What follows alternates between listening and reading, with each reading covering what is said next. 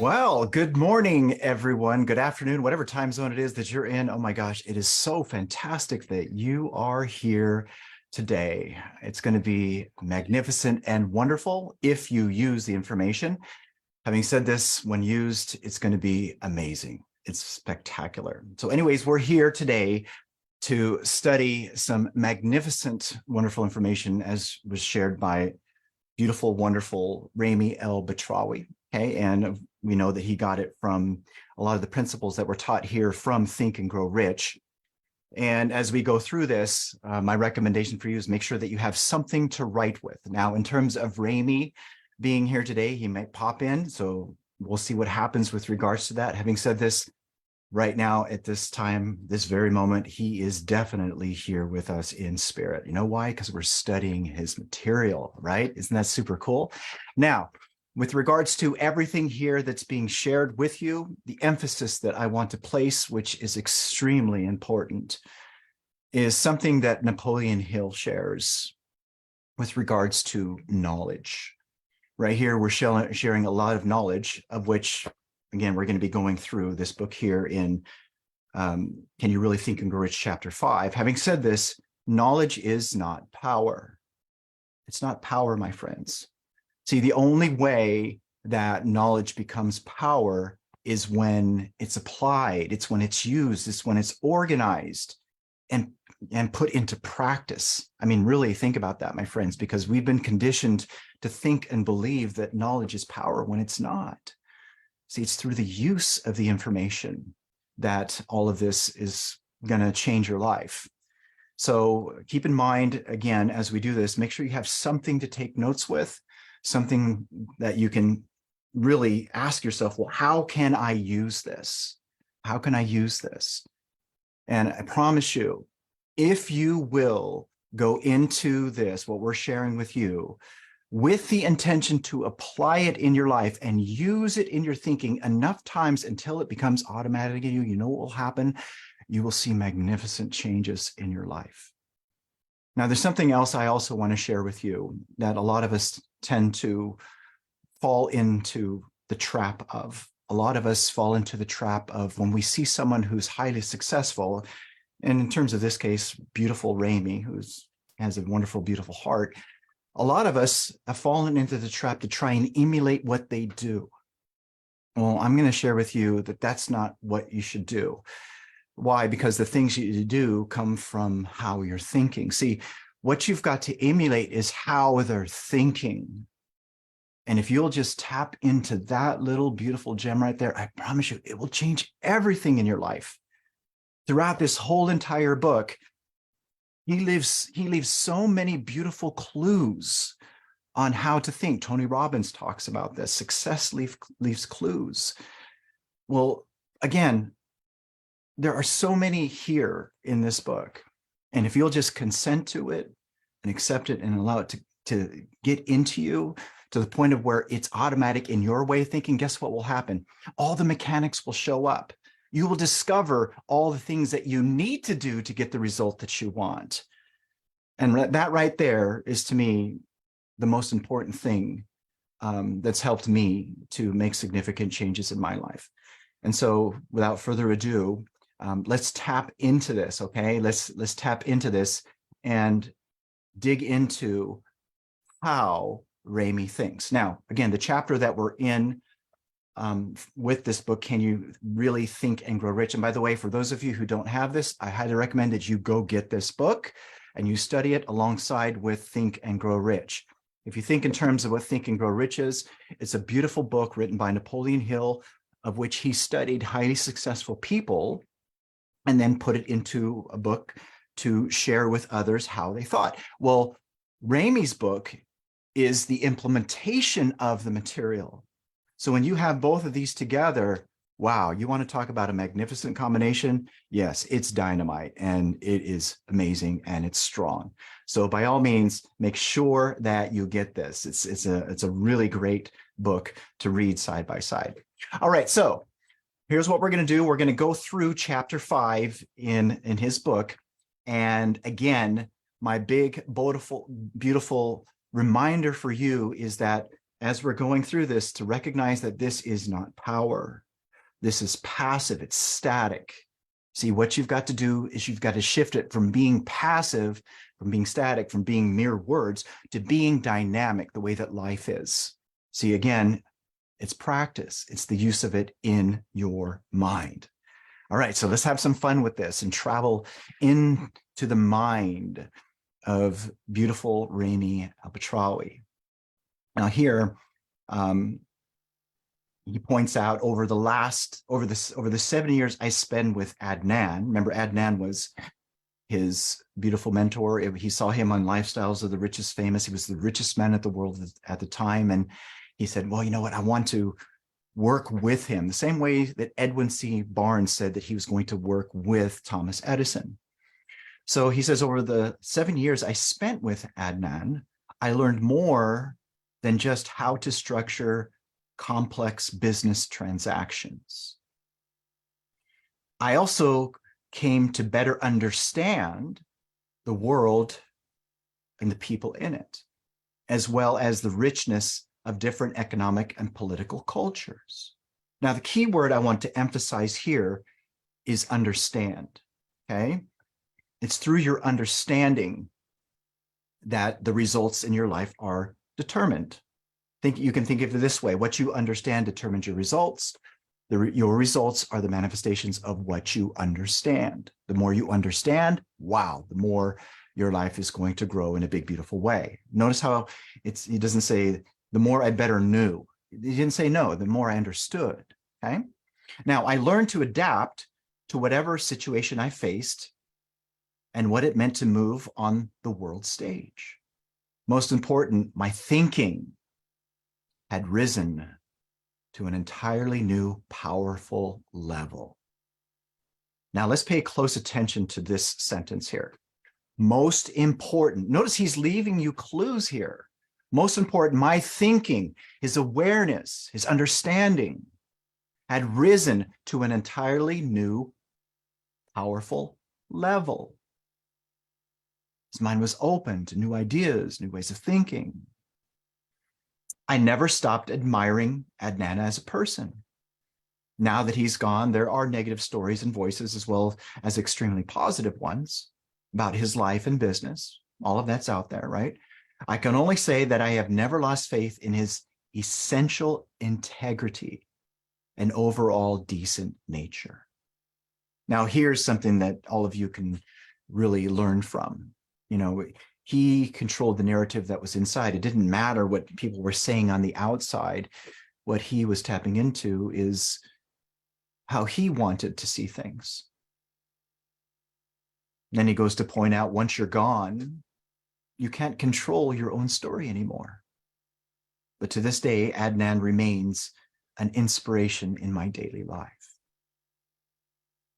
Now, really think about this, my friends. He says he's an inspiration in his daily life, and there's a law that always gets enforced. It's like attracts like. Like causes lead to like effects.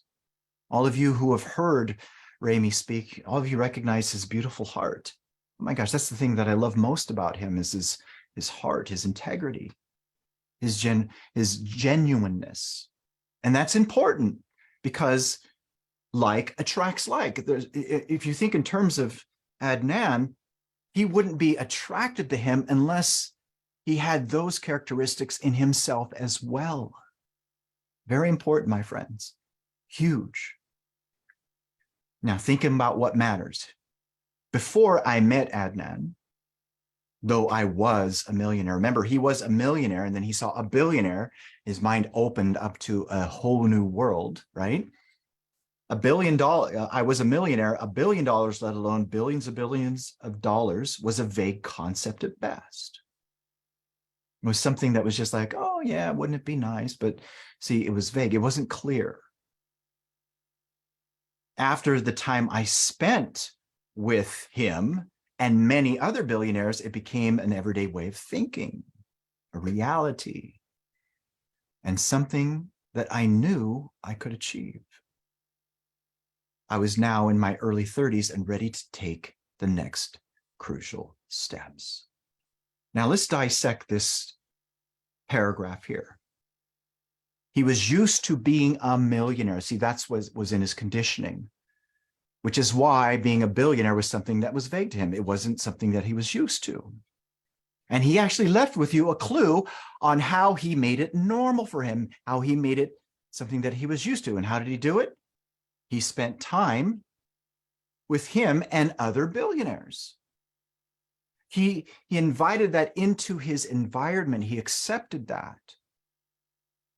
And because of that immersion in that environment, what happened? It became an everyday way of thinking, a reality. It started to become normal for him. Think about that. It was a reprogramming that was taking place about what was normal for him, which eventually led him to think and believe, oh my gosh, I could totally do this. Now really think about this for you, my friends, because your environment is nothing more than a looking glass. Your environment, the people you surround yourself with, have an enormous impact and influence over what you believe to be true and the habits you have. And here he leaves a beautiful clue about how to shift what's automatic in you. Surround yourself with people who are living how you would love to live. Now, would it be uncomfortable in the beginning? Of course it's going to be uncomfortable in the beginning. Why? What's the only reason why things are not effortless for us? Why we have a struggle with regards to going into something new? The only reason why is because we're not used to that way of thinking. It's because the conditioning doesn't recognize the conclusion that we're seeking. And see here, what he did was, you know what? He immersed himself into it so that the conditioning did recognize the conclusion. And what's really cool, he was in his 30s, ready to take the next crucial step. See, now the action takes place in terms of the implementation of that image of which he consented to. And it goes to point out doctors are doctors because they study medicine, read medical journals, take care of patients, and keep up with the latest medical advances. At least really great doctors, that's what they do. They think about their role as doctors most of the time, and not necessarily about new business opportunities for creating stratospheric wealth. By the way, how many of you would love to introduce into your life stratospheric wealth? Right here, right? Well, the only way that's going to happen for you is if you change what's happening inside of you. You have to change what feels normal to you in order for that to materialize in the outer world. Well, here he points out the same holds true of any profession, from engineers to lawyers to chefs. You truly become what you think about most of the time, which is why I constantly think about building wealth. Now, I'm just going to pause for a moment with that one sentence. That one sentence right there literally is a key that will get you anything you want. I'm going to go over this again. You truly become what you think about most of the time, which is why I constantly think about building wealth. It's in his thought pattern. He is frequently and always thinking in terms of how to build wealth. He's immersed in it. That's what saturates his mind. And because he's always thinking in terms of how to build wealth, of which there are other things that are tied to that as well, in terms of always making it a win-win, right? Guess what he sees? He sees those things which are in harmony with that. See, that's the vibration he's on. That's the frequency he's on, which then gives him all the answers. So I'm going to read that again. You truly become what you think about most of the time, which is why I constantly think about building wealth. Now, I want to dissect this here. What is it that determines what you think about most of the time? And this is something that most people are oblivious to, but it's really simple because we're talking about that thought process that's in you that happens most of the time. And you know what it is? It's just nothing more than what your beliefs are and what your habits are. That's what determines what you're thinking most of the time. It's what you believe. It's the habits you have. And isn't it interesting how he states clearly he's constantly thinking about building wealth? In other words, it's a habit in him. It's how he's thinking, which then leads to what he's got to think. And then he goes to point out this book so far has demonstrated that habit, there it is right there, if no other. The desire has to consume your waking thoughts, but in a way that is energizing and not destructive. Just as I can recognize opportunities and present themselves to me, you should place yourself in the same constant state of mind. See, what's he talking about here? He's talking about his mindset. Your mindset is what's set in your mind. What's set in your mind are your beliefs, your habits. You can plant them there. And he points it out clearly and beautifully. Just as I can recognize opportunities that present themselves to me through training, through practice, you should place in yourself the same constant state of mind. Think about that. That's incredible. He's sharing with you how he thinks. He's sharing with you his belief system. He's sharing with you the habits he has, and habits are nothing more than fixed ideas. And he created them. How did he create them? He shared with us frequently that when he was really young, he read this book over and over and over again. See, what was he doing? He was forming new, powerful thought patterns in his mind. This is so important, my friends. And this comes from Think and Grow Rich.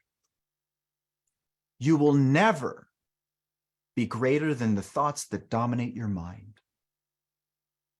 If it's true that you become what you think about, it follows that the quantity and quality of success you achieve in your life will be in direct proportion to the size of your thoughts.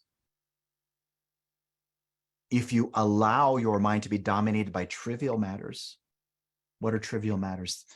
Your results, what's on the outside, the conditions of your life, people talking about problems, what's wrong, those are all trivial matters, okay? Your achievements will likely be unimportant. Discipline yourself to think about important things. Keep up with what's new in your field and with what's going on in the world. Make a list of good ideas that you can use anytime you are searching for a creative solution to a problem. Remember, small minds think about things. Great minds think about ideas. Now, I'm going to go over this again. This is a huge, beautiful jewel of wisdom. Now, again, my reminder for you is this is absolutely useless to you if you're just looking at it as words, if you're just looking at it as a paragraph, as knowledge. No, you've got to implement it in your way of thinking, which is why he put it in this book, because this is how he thinks. You will never be greater than the thoughts that dominate your mind. If it's true that you become what you think about most, which it is, it follows that the quantity and quality of success you achieve in your life will be in direct proportion to the size of your thoughts. Think small, you'll get small results. Think big, you'll get big results. I can't, whatever it is that dominates your mind, you're right. If you allow your mind to be dominated by trivial matters, things that don't matter, your achievements are likely to be unimportant. Discipline yourself. Discipline. Okay. Discipline yourself to think about important things. What is it that Ramey's made important? generating wealth. What has he made important? Win-win for everyone, especially those he's working with. So again, keep up with what's new in your field and what's going on in the world. Now, that's a huge thing right there, because the world's constantly changing. If you're doing business today the way that you've been doing business a year ago, I have news for you. You are behind. Because the world is constantly changing. It's evolving. And either you change with it or you'll be beautifully equipped for a world that no longer exists. This is why this is in here. Keep up with what's new and what's happening, what's going on in the world. Make a list of good ideas that you can use anytime you're searching for a creative solution or a problem to a problem. Remember, again, small minds think about things. Stop thinking about things.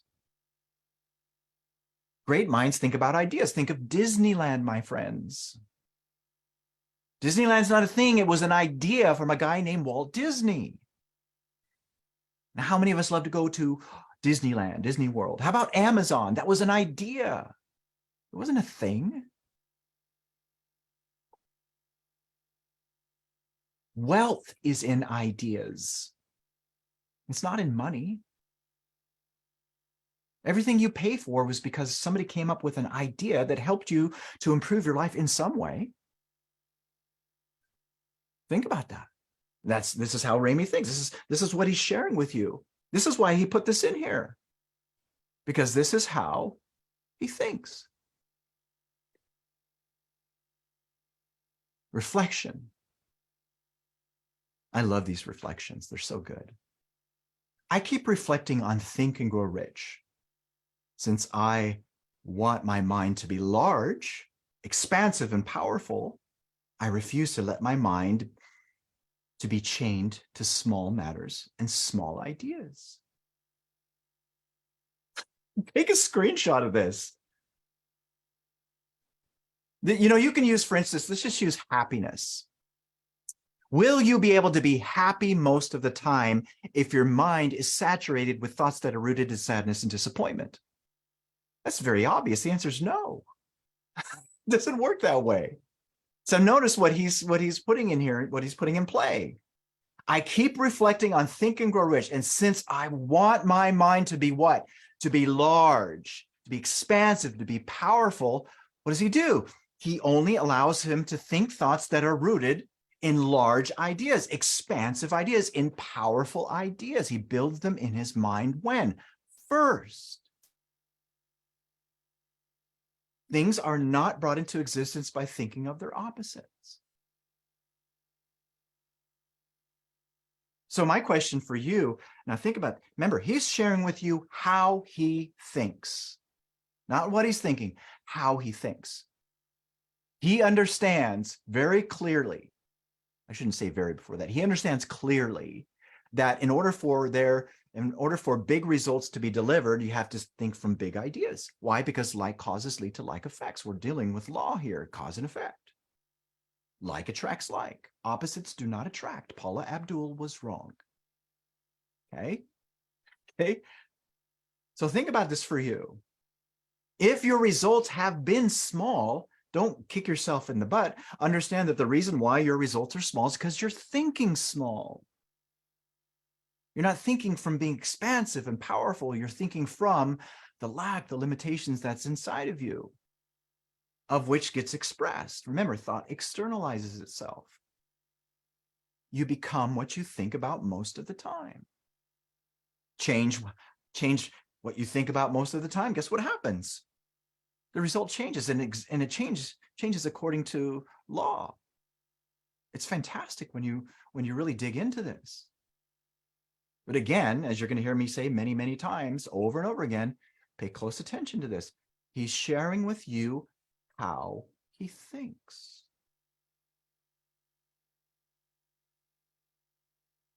We all have potentially great ideas, but the one quality that really separates the people who succeed and the ones who don't is not hesitating to execute those ideas or take advantage of the opportunities. over and over again, points out. People who succeed are the ones who don't let indecision cripple them and instead just take action. Now, again, he's leaving clues here. He's sharing with you that he is what? What is the word? That he's decisive. He decides exactly where he is with whatever he's got. He doesn't think like this. He doesn't say, well, I got to think about it. He says, you know what? This is what I want. And boom, he makes a decision. He doesn't allow indecision to be any part of his life. And he even points it out.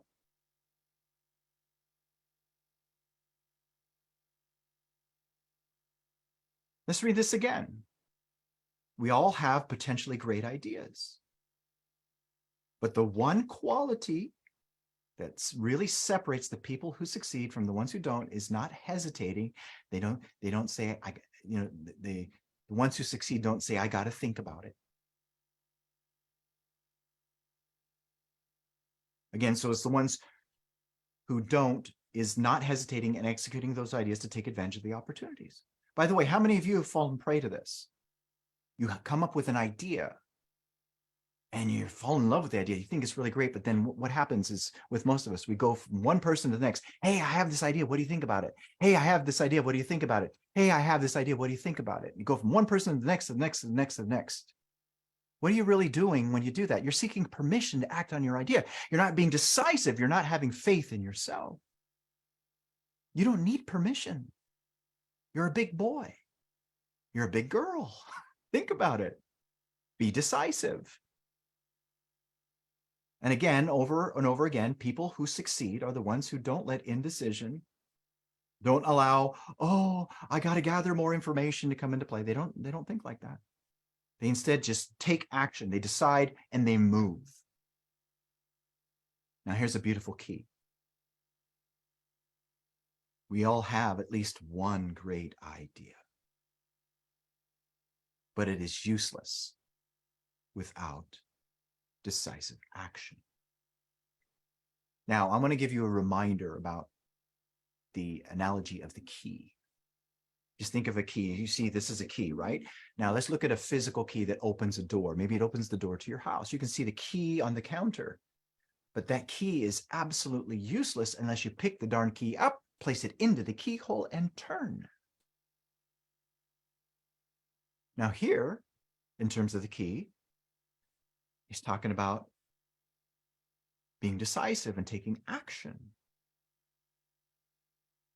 And guess what? It's going to be useless to you if you just gather the information and say, wow, I know I've got to be decisive, but then you don't actually pick up the key and start being decisive. I got news for you.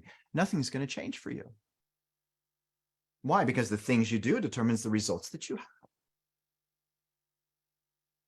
The most important thing is not what you know, it's what you do. Why? Because what you do determines your results. It determines what you're attracted to and when it gets attracted to you. Take a screenshot of this. Use this. Don't allow your ideas to go to the grave, to be buried where most ideas are buried.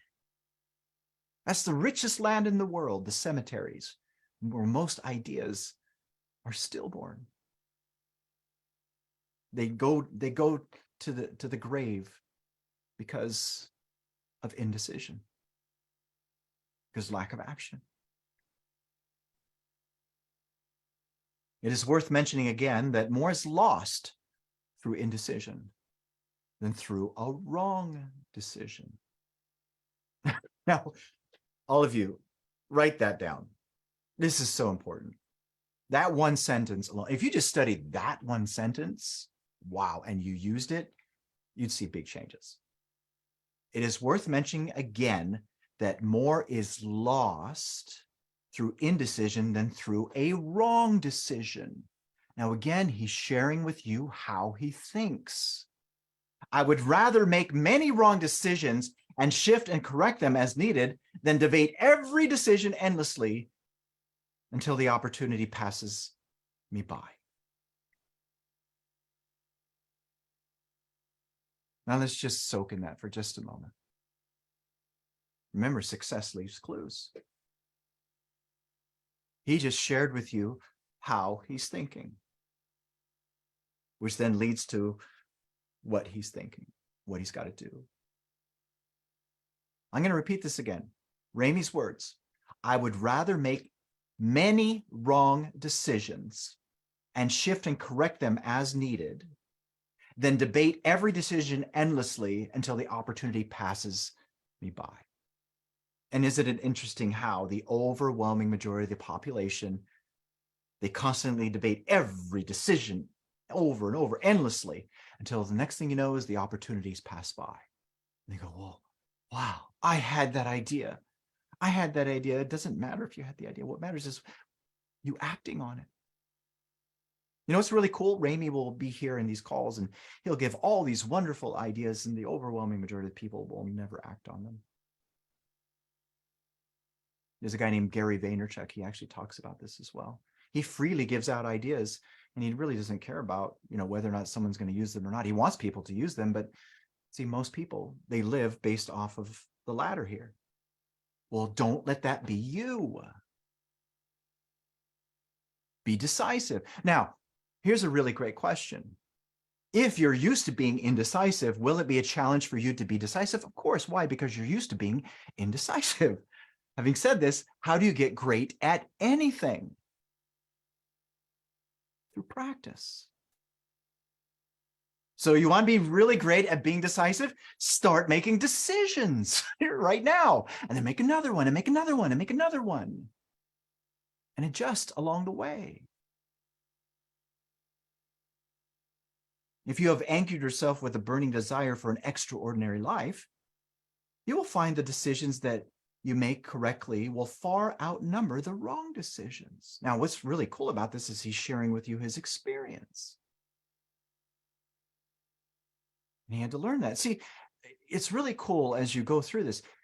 If you will just but act on how he's thinking, you know what you'll discover? You'll discover that he's saving you a lot of time.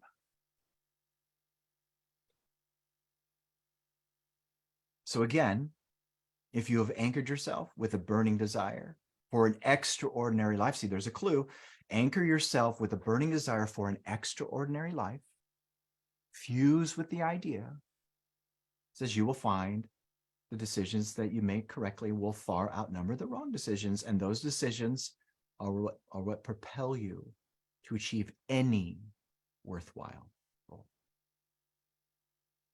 Now, again, my emphasis is pay attention to how he's thinking.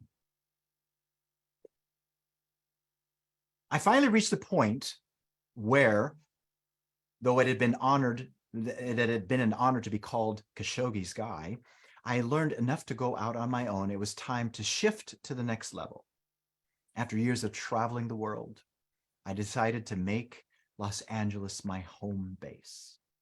Los Angeles, to me, was and is everything I was looking for to create an extraordinary life. From 12 to 33, I was laser focused, moving from one level of success to the next. Now it was time, I thought, to rebalance my life between work and play, not to mention romance. Now, here's a beautiful clue right here in this line right here. I was laser focused, moving from one level of success to the next. See, what is he sharing with you? He's sharing with you his willpower, I guess you'd say. Will is your ability to focus. And what he says specifically is that he was laser focused. He was disciplined in his thinking. He was disciplined with regards to the image that he was holding on the screen of his mind. Now think about that, my friends. He's sharing with you another clue. Because of that laser focus, because he strengthened his will and used it to hold on the screen of his mind how he would love things to be. Therefore, he saw the things that he needed to do. Why? Because that was the frequency that he was on. That was what he was operating from, not on, from. Then he made a shift. A jet is never just a jet. I remember vividly the first time I boarded one of Khashoggi's planes, a fully customized private DC-9 aircraft. When I walked on that plane, I thought, one day I will own a plane exactly like this one. When I arrived in LA, I quickly located a private DC-9 for sale. The day I bought the plane, I stood outside just looking at it for an hour. Now, what did he do here? He fell in love with the idea. He fused with the idea. He connected with it. He accepted it as something that was already his. Think about it. Even though he says here, one day I will own a plane exactly like that, you can tell through his writing that it was something that he accepted. Now, again, there's a clue. How he was thinking. And then what did he do after that? When he arrived in LA, he went into action. He located a private DC-9 for sale. He went out there and he looked for one. He assumed the identity of that individual who had the plane, because that's what you would do if you're going to buy a plane. Oh my gosh, you're going to go out looking for it. You're going to go test drive it per se. And then what did he do?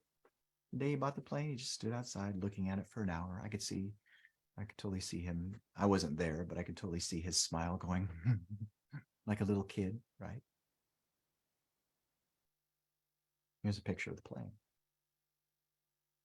I've been on this thing. This thing is beautiful.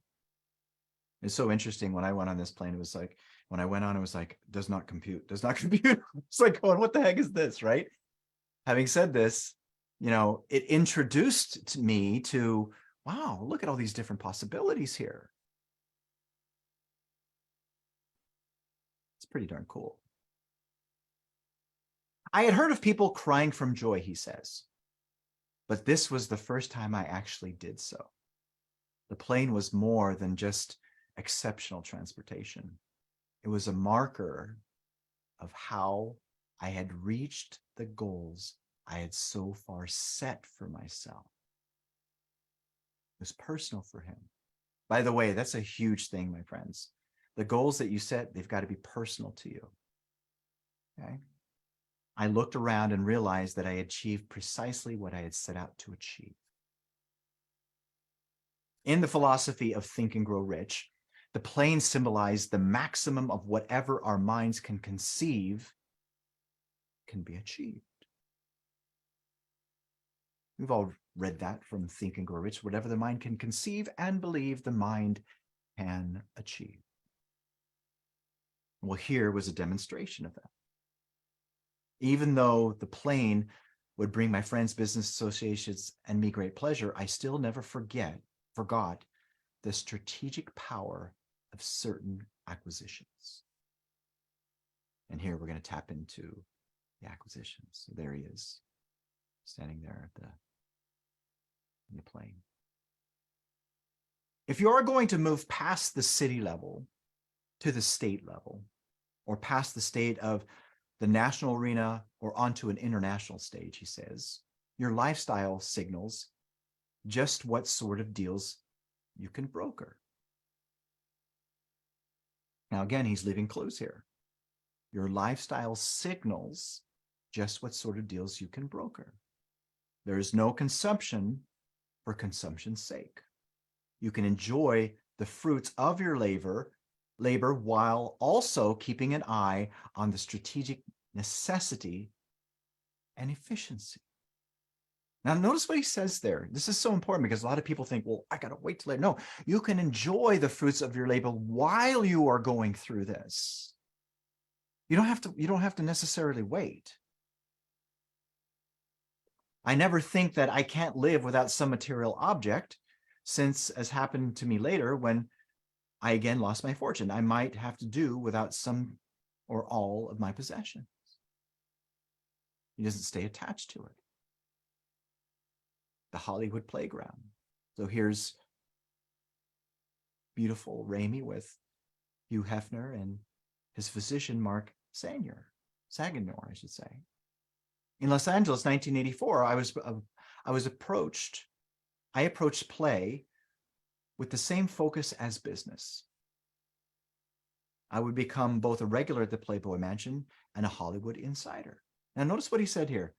I approached play with the same focus as business. He integrated the two. Here's a letter from Hugh Hefner. Thanks for a spectacular 2 days in Vegas. All of us had a fine time. I'll be sure to invite you to our next disco party. That's funny, disco party, right? At the Playboy Mansion West. I was young and thoroughly enjoyed the parties and altogether lavish entertainments of the jet setters. Just as I intended, I became a regular guest at the mansion and attended A-list Hollywood functions. Notice what's happening. A whole bunch of changes are happening in his life.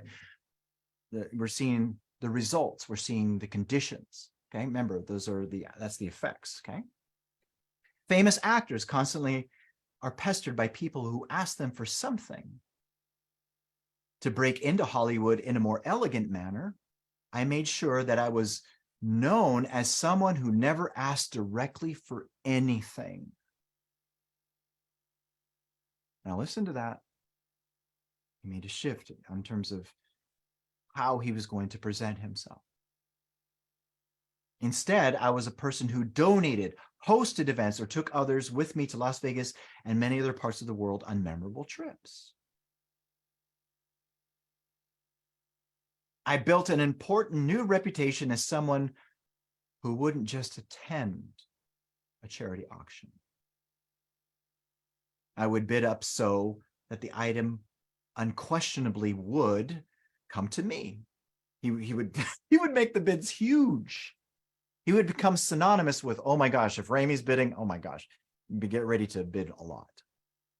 And then I usually gave the item back. Think about how cool that is. He would bid it so high and so big and so beautiful. And then ultimately, after he won, he would just give it back, just out of the fun of it. I was so well known for this behavior that if an item wasn't attracting bidders, the auctioneer would just default to the Ramey bid. Think about it. That's funny, right?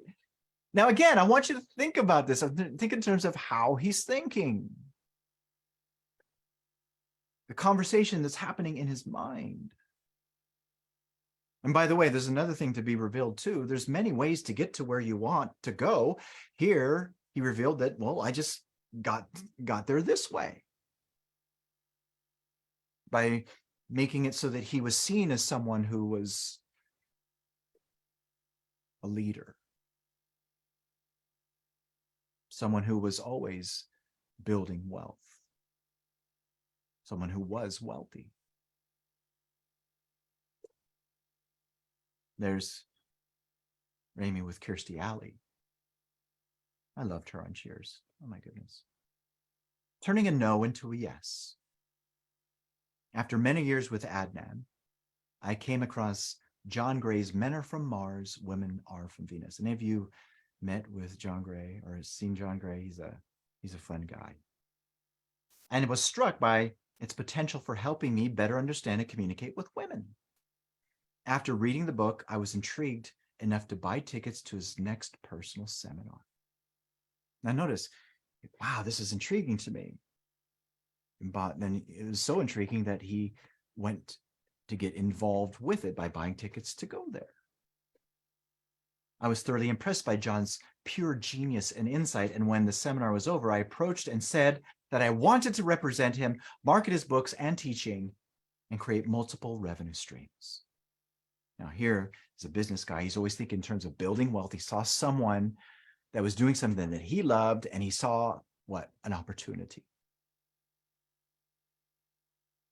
John politely and firmly declined. Nope. He said that many people constantly approached him, and some of them were very experienced and could do a much better job than I could, especially since I was new to this level of marketing. Now think about that. You know, John Gray there, many people approaching him, of which were much more experienced in doing what Ramey wanted to do. But notice how Here, it really didn't matter. He still approached him anyways. He didn't care. And so what happened next? I engineered a dinner invitation with John and his wife, and by dessert had convinced him to let me be his representative. Before accepting, he mentioned the well-known, highly competitive marketing firms that were vying to represent his work. The dinner became a compressed version of my dogged pursuit of Adnan. Think about this. He started to bring in his past experience of what was successful for him, and he recognized, oh my gosh, you know what, this looks strangely familiar. And to that relentless attitude, I added a sincere belief in the power of John's work to transform people's lives. Now, I want to emphasize a powerful word here. Actually, two words together. A sincere belief. He believed, and it was sincere. Just soak in that for just a moment. There was a sincere belief that was attached. See, again, it's how he's thinking. I didn't tell him how we needed to change or tweak his vision. Instead, I placed myself inside his vision, finally convincing him that I wouldn't give up no matter what happened. I transformed a firm "no, it's not happening" to a yes. Now, for those of you who've read the previous chapters in this book, this is a constant theme in his life. This is something that's habitual in his way of thinking. There's persistence, there's determination, there's belief, there's faith. And that's what John bought into. He felt it. And this works for everything, by the way. Key, find the yes behind the no. Take a screenshot of this. There is always a yes behind every no. It's just a matter of you finding where the yes is. You know what no is? No is not yet. At least that's how he thinks. And guess what? His results show that he understands that. Again, pay close attention to how he's thinking.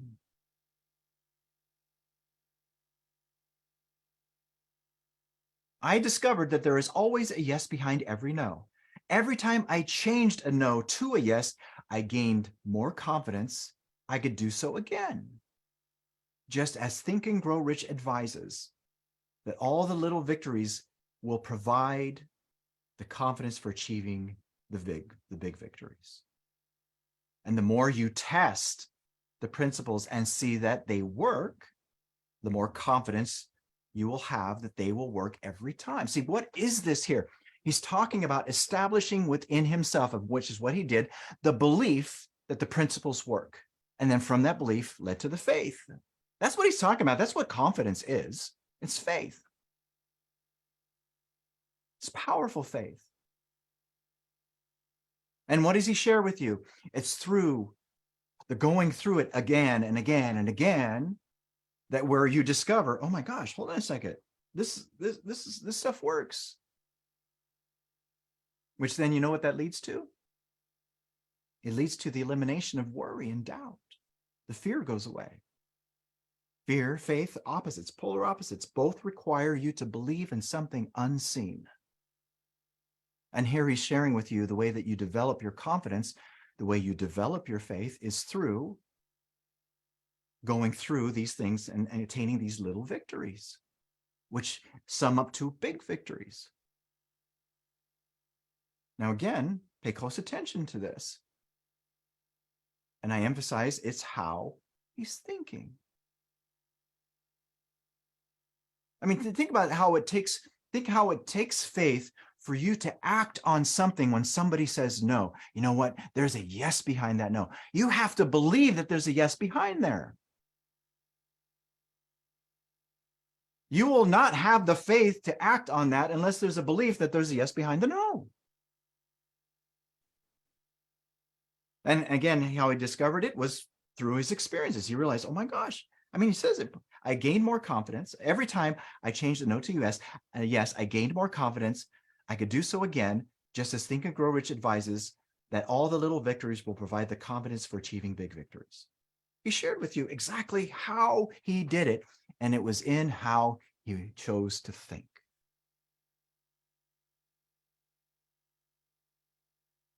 Huge, my friends. Turning a no into a yes is not overwhelming or unfairly manipulating someone else. There are some people who think that, but that's not true.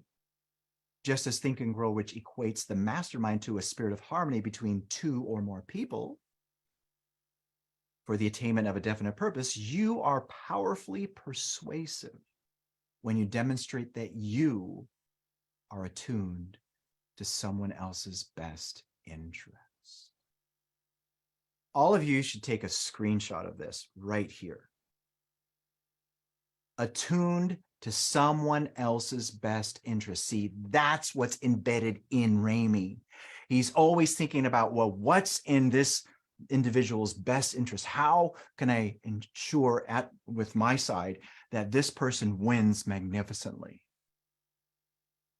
He doesn't think in terms of what's in it for me as how most people think.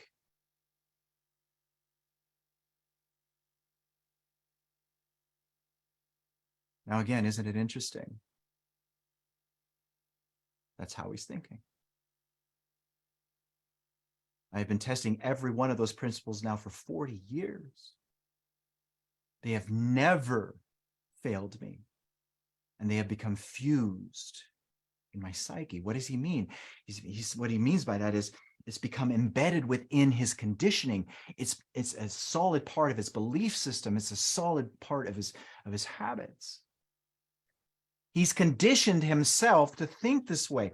He's fused with it. He's one with it. Now, how did he get there? How he got there is through autosuggestion, is by studying and applying, and reading this book over and over and over again, and using the information. Most people, when they get a book like this, or they'll get a book like this, they'll read it once, maybe twice, say, oh, I know that, and then nothing. Things will change in the beginning, but nothing of big significance. Why? Because they have not fused it with their psyche. Another way for me to say this, you can actually look at it this way. They have never failed me. They have become what's in my mindset. Remember, your mindset's what's set in your mind. Here, fused, it's set. What's set in your mind are your beliefs and habits. He's established within him fixed ideas that are all rooted in thinking thoughts that are in harmony with wealth, happiness, joy, abundance.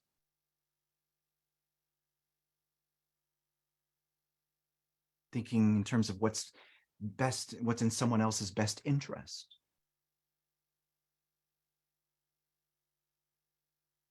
The genesis of an idea. I started the Genesis Media Group as a company to market John's work, as well as all the future personalities and products that I would discover, with the goal of building Genesis into a billion-dollar company. I also kept up a business relationship with Adnan, who was a big investor in my company.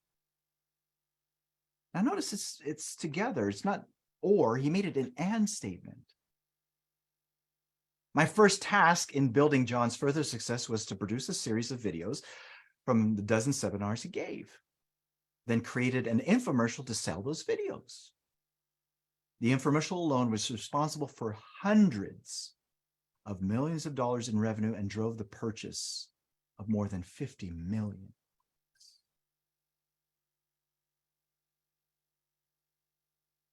Men Are From Mars, Women Are From Venus became a runaway hardback bestseller, staying at #1 on the New York Times bestseller list for 5 years, outselling, except for the Bible, any other book at the time.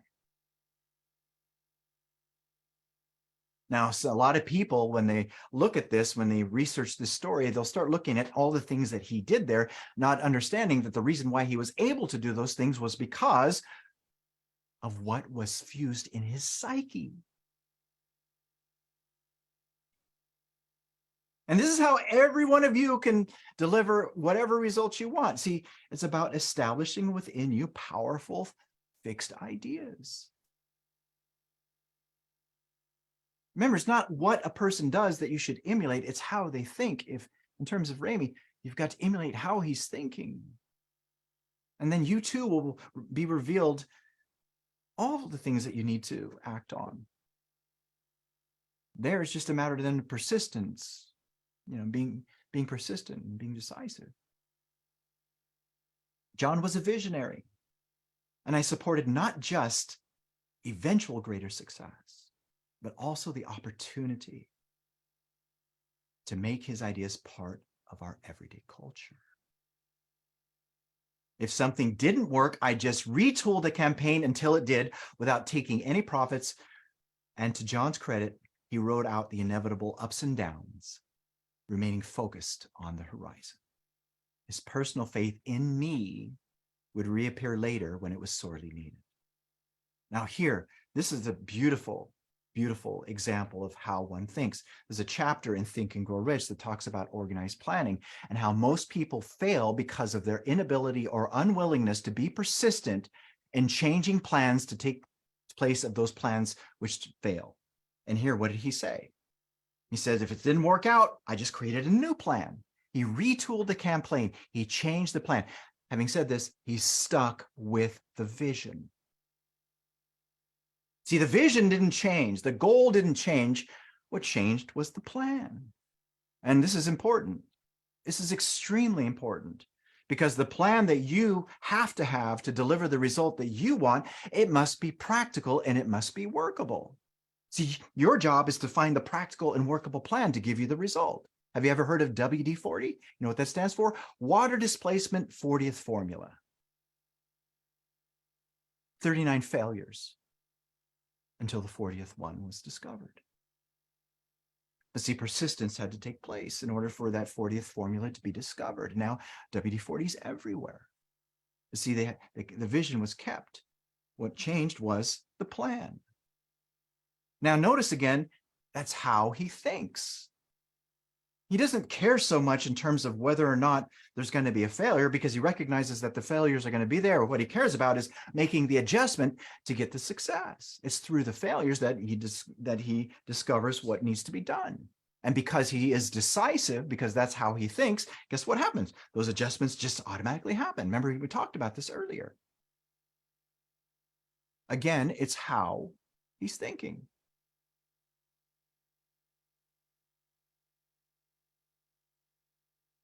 Now here's a picture with John Gray and Ramey on the set. After the success of John's marketing, I added a profitable line of new programs. Changed the company's name to Genesis Intermedia and took it public. Genesis Intermedia on track to become a potential multi-billion-dollar company, not just through products that we marketed, but also through our demonstrated marketing skills. Was retooled as a business incubator that started or acquired other companies to build them up so that they could eventually be spun off as their own independent public companies. Now, isn't this interesting? Here you have the company of which he thought it was going to be, but then it morphed into something else, which still gave the means whereby which that end result could be delivered. Think about that. The goal still stayed the same. What changed was the plan. What changed was how it was going to be used.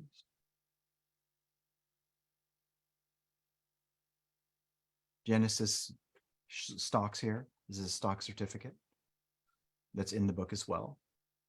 My investors were rewarded with an exponential 1,000% increase in the stock value in just 2 years. I eventually brought the market capitalization of Genesis Intermedia to $1 billion. Now, again, the thing that I want to emphasize here is it was rooted in how he was thinking. He's always thinking in terms of how can I best serve these people? What's in the best interest of them? How can I make sure that they win first? How can I help them to grow? And then also embedding within himself belief that he can accomplish and do that which whatever's been conceived in his mind. Think about that, my friends. Again, success leaves clues.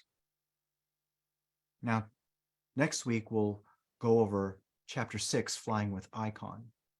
Carl Icahn, by the way, which is super cool. Anyways, with regards to all of this stuff, again, my emphasis with regards to this is to remind you not to read. Don't read these books. Don't read them at all. Study them. Use the information. With what Rami has shared with you, don't just look at it as words. Don't look at it as, oh my gosh, it's a paragraph. Oh, well, that was a nice story, blah, blah, blah, blah. No. Use it in your life. Consent to and adopt how he's thinking.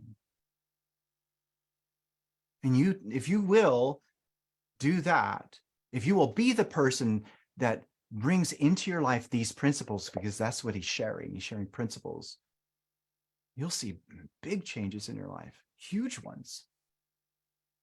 But see, guess who's got to do the work? Who has to do the work, my friends? You're the one that has to do the work. See, we can bring this to you all day long. You know, Rami can come on these calls and say all the things he's going to do, but guess what? It's not going to do anything for you unless you use it in your thinking. Amazing. Oh, I got a little note here from Rami. Rami's watching. Hey, Rami, love you. He says, if I'm still going in 5 or 10 minutes, 12:02, John Gray's going to come on. I love John. He's such a great guy. Wow, amazing. Isn't this beautiful? Isn't it awesome when you shift the narrative? Instead of what, how?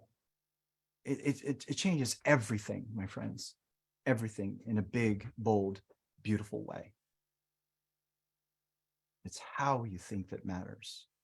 Another way for this to be said is, it's based on what you believe. The thoughts you think. Which is really, you know what the best part about all of that is you get to shape it however you want it to be. To me, that is the most exciting thing of all. What's been planted there, either by you or the race, it can be weeded out. It can be taken out, and you can plant new seeds, new ideas. So in other words, it's never too late. It's not too late. As long as your heart's beating, you still have time. Guess what? All your hearts are beating right now, aren't they? And they're beating pretty darn good. This is so good. Oh my gosh. I just love all of you so much. I know this is amazing. And I'm so grateful, Rami, for you, my friend, for allowing me to come up here and share this and put, this, what I understand into this as well, because this has been something that's been big for me personally. Yeah. All right. So let's go with, I want to bring up someone here with me who's here. Where is he? Hold on a second. Mario. Where's my beautiful friend, Mario? Mario, where are you, my friend? Raise your hand, Mario, so you can be put into the front. Here. Mario, are you here? I don't know if you're here or not. Did Mario go away? But anyways, if he's not here, then what we'll do is we'll go ahead and go through some questions. If you guys have any questions, you know what? Instead of questions, what would be really great is if you could share some takeaways, what you got from this. Okay. What was it that you got from this? And then how are you going to use it in your life? That's what I would really love to hear, because remember, faith without works is dead. I want to know, okay, fine, you got this. That's really super cool. Now I'm going to use this. Okay, so let's go about doing it that way. Okay, so I'm going to bring up Brendan, beautiful Brendan. Okay, and why don't you go ahead and share what you got from this? Um, okay, what I got was to take a no and turn it into a yes. And I have a situation where I have a trainer that is very big in the NBA. He has a lot of NBA clients, he has a lot of all-stars, and I've been trying to get him to let me play with them. So I'm in the gym with them a lot, like especially last summer. I wasn't healthy at the time, but now I am. So I was hoping I could play with them, get film, and then use that to get myself in the NBA somehow.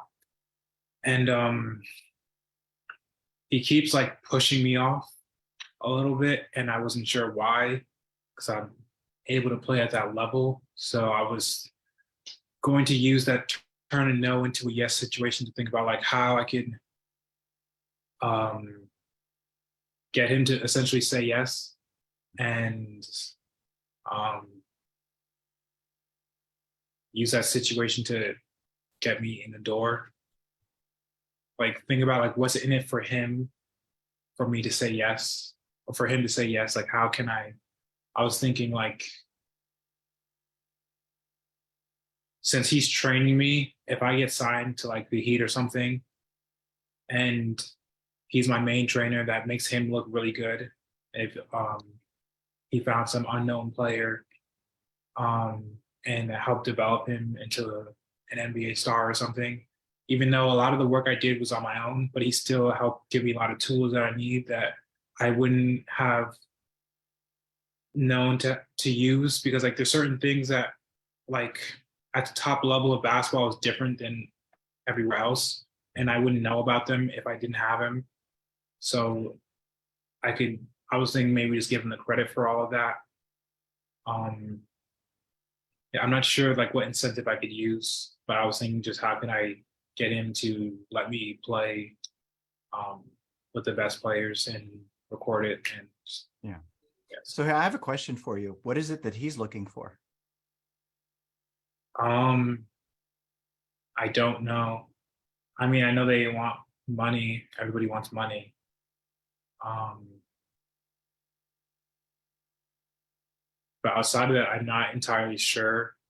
I know they I know the main guy, he really loves the game of basketball. Like it's like so sometimes people want to give back to the game of basketball Yeah. and So here's what they're looking for. They're looking for the player that can help them to win. okay. So what I'm saying is if you want to get his attention, you got to show it. I mean, Which, I think I did. yeah. They had me they were testing me out against some other players. They said Yeah. were really good. I kind of dominated them, and then after that, I assumed after I did really well, they would let me play with the NBA players. But then what they told me is that I need to study like the plays more. So they gave me all of the Miami Heat's plays that they do, and then they told me to, I guess, get good at understand the game more Yeah. at that level. So that's kind of what I've been doing, and I just want to, but I still want to progress Yeah. while that's So happening. did you notice how most of the things that you're thinking about is what do I need to do? When throughout the whole entire book is about how you have to think. So in other words, if you want to attract that into your life, you want to attract that yes, then you have to be that person. It has to be embodied within you. And then from there, you'll be able to realize what exactly that you're going to do.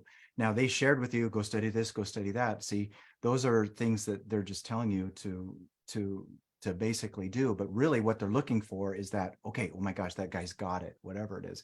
And the only way they're going to see that is if you show it, if you show it.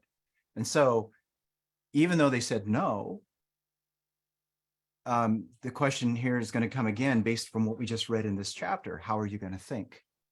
Are you going to look at that as, well, they said no, well, what else do I need to do? Or are you going to consent to the idea that you are that player and then actually, play the part? And from there, if you'll fuse with that and accept that and show up as that, it'll eventually show itself if you're in harmony with what it is that they're seeking. There's no way that it won't. Okay. Okay. I recently did that work of shifting my identity to that player instead of just doing the work physically. Yeah. And Yeah. So let's just put it this way. Them saying no wouldn't affect you at all in any way, shape, or form if you truly are that player inside. Because you have this beautiful belief inside of you that that's what it is. It's inevitable. okay, that makes sense. Okay. Let me give you an example. I'm going to share something beautiful that has to do with my son. Okay. And again, this has to do with how we're thinking. He plays ball in Albany, baseball. And I went to go watch him play. And then we went and watched another college team play as well. And then what I noticed that is a lot of the people that were there, that a lot of the players, they were using metal bats. And I was looking at the metal bats and I was going, well, why are they using metal bats? And then I asked my son, I go, why is it that most of the players, these college players were playing ball, we were really good at using the metal bats? Well, it's just so much easier to hit the ball out with the metal bats. And I go, but you got to use, think about how much better it would be if you could do that with a wood bat. And then the question I asked my son, because he was working on getting better with his batting average. And I said, son, we need to go back to what you really want. What do you really want, my son? He goes, pro. I go, then if you're pro, then you have to play as a pro. Stop using the wood bat. I mean, stop using the metal bat. Use wood. Only use wood because the pros use wood. Okay. What was interesting is I said, okay. And then I said, send me a list of bats that you want. And I just bought them and shipped them over to him.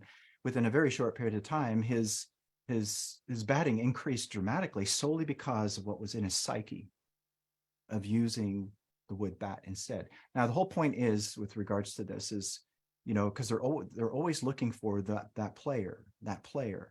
And what I worked on with him was helping him to shift his creativity inside, how he saw himself, and therefore it changed his results. Therefore, it changed how everybody was seeing him on the outside. See, it was all an inside game. It's all an inside game.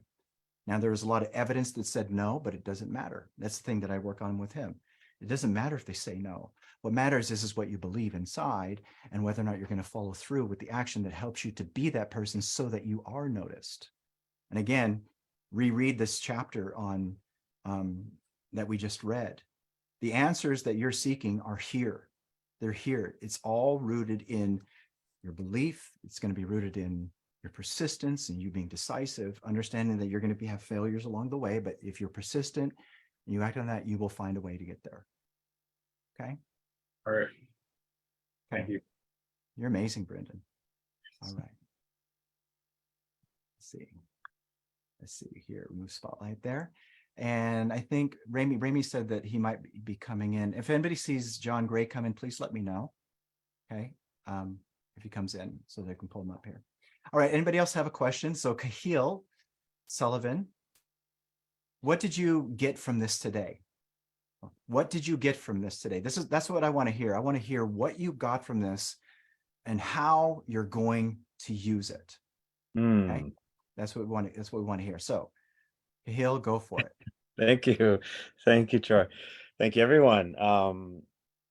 It's being present in the moment and seeing the future as it already is. It's knowing. I don't want to speak on the Brendan, last gentleman, but it's knowing that you can own the team. It's knowing that you can, you're a part of everything, and you see yourself as it's already become because it is in you. You are everything you need because it's all within you. And so it's self-belief, it's self-determination, it's that persistence and burning desire that you will make this happen. I mean, everything he talks about is I saw a connection. There's a value in somebody else. How can I connect that person in love, right? Love connects us all, as it's meant to be, because it is. So it's the application of this process in yourself and in the practice. I dropped some possession in the chat because I'm inspired, like I feel it, I believe it, I see it, I reiterate it, I teach it in like a edification, right? It's every part of my being. And so we're all human beings. So the more that we give, the more that it attracts, the more that we are. And I put this into practice every day. I work in healthcare, and so I don't look at myself as just one worker. I look at myself as a part owner of things, because I own myself. in anything that I do. And so in business, you want to create entities. You want to structure yourself so that way you can show on paper that you have something, and then you interconnect. Mhm. I look at it, it doesn't matter. That's on paper. What's real is you. And the more that you share yourself, the doors open. You connect yourself to more people. So that's what I'm doing. I'm learning how to do this. It's like it's an echo or mirror of what's in the nervous system, what in the brain, in the body, and then like I was in a car accident in 2017, real bad. Car got totaled. An inexperienced young driver. I don't blame him.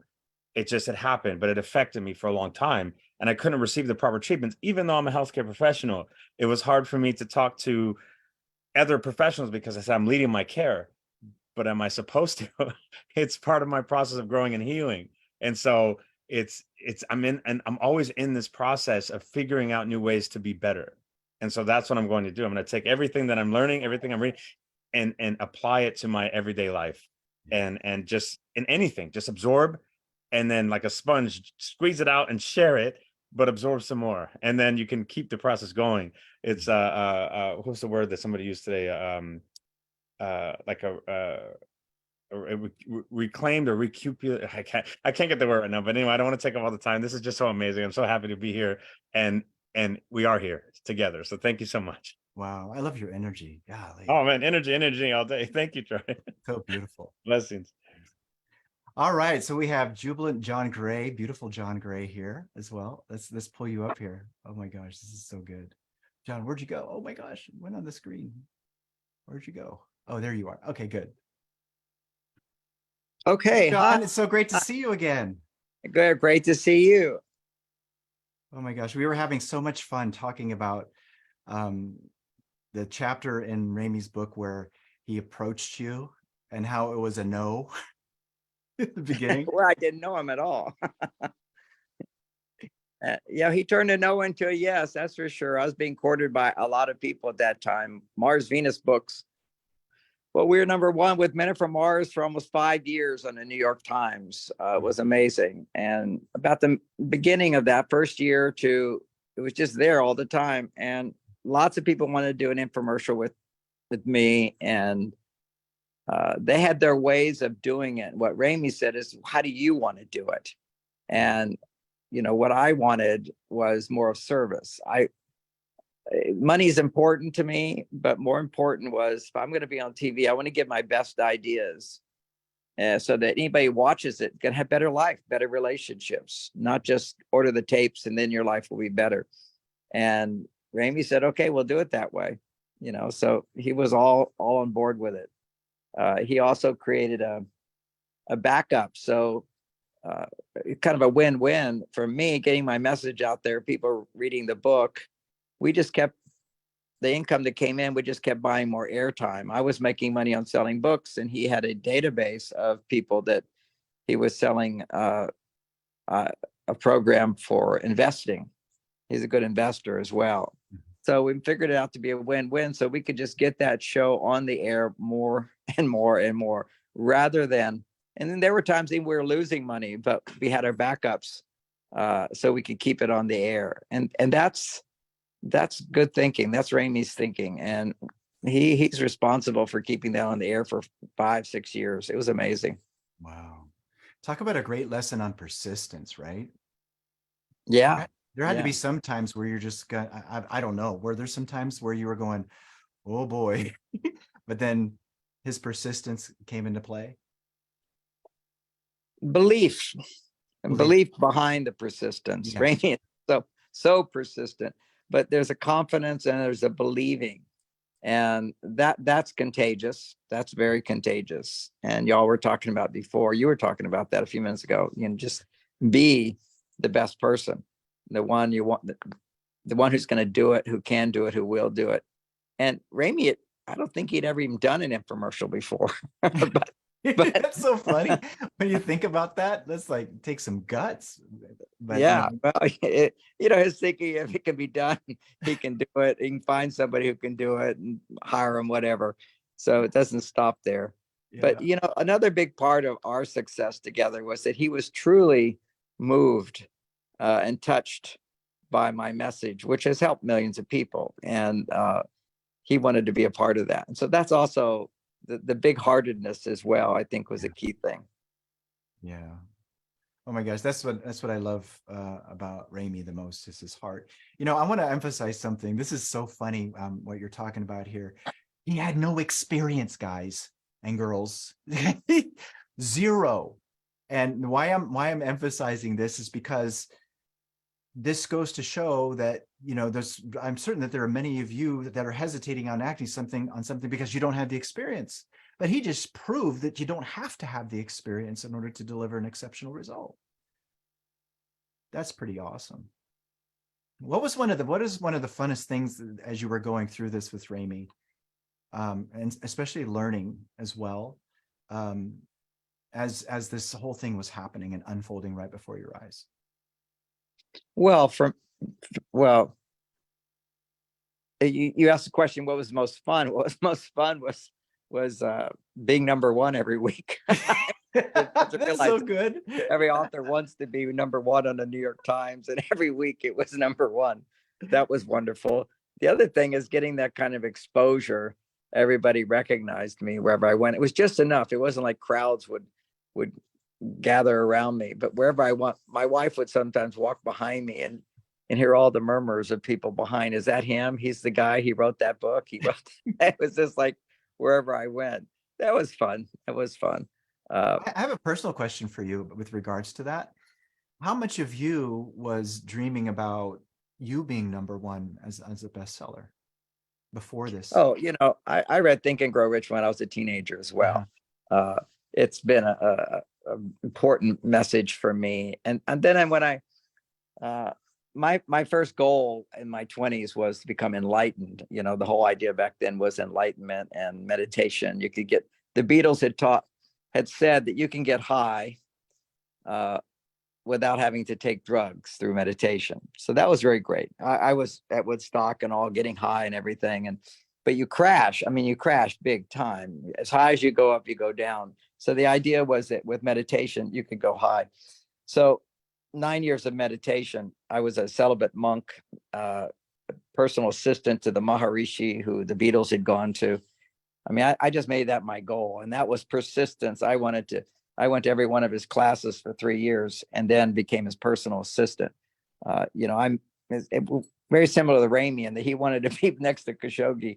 I wanted to be this guy's number one person, and I became that. And, we had 3,600 centers. I was part of the person who trained those trainers and all around the country, helped develop the course with him because I'd done all of his courses. But anyway, enough about that. But it was persistence. And then I achieved my goal and got some kind of enlightenment where I felt a oneness with the teacher, no longer that I feel he was so much above me in a nice way. I like that. He was an inspiration. My heart opened, like, what am I supposed to do coming out into the world?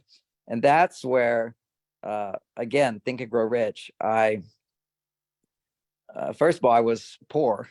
And I was homeless on the beach, living with people that were slightly crazy, the ones I was around, and it was dangerous. So it's kind of like testing my faith in God. But one day I'm sitting around the campfire and one of the guys says, "Have a beer, John." I said, "Oh, I don't drink." And he says, "Well, you should have fun. We sure love listening to you talk. We have no idea what you're talking about." So that was an important lesson for me, is that this was not my audience. This was not my group. This is not my path. Because I felt very altruistic, helping them, teaching them and whatever. And so it's a lesson in my life, which is you can't do everything. You focus on what draws you, what inspires you, what feels best to you, where you get the feedback that you're of value. So after a few years, I'm traveling around. I'm going to skip a bunch of the story because you asked the question about, did I use Think and Grow Rich? Absolutely. Every meditation. See, for me, I'm a deep meditator, but then I turned it into, I'm meditating. I'm number one best-selling author in the country, in the world, number one best-selling author, number one best-selling author. That was my mantra. Part of meditation is where you repeat a mantra over and over. Well, that became my mantra.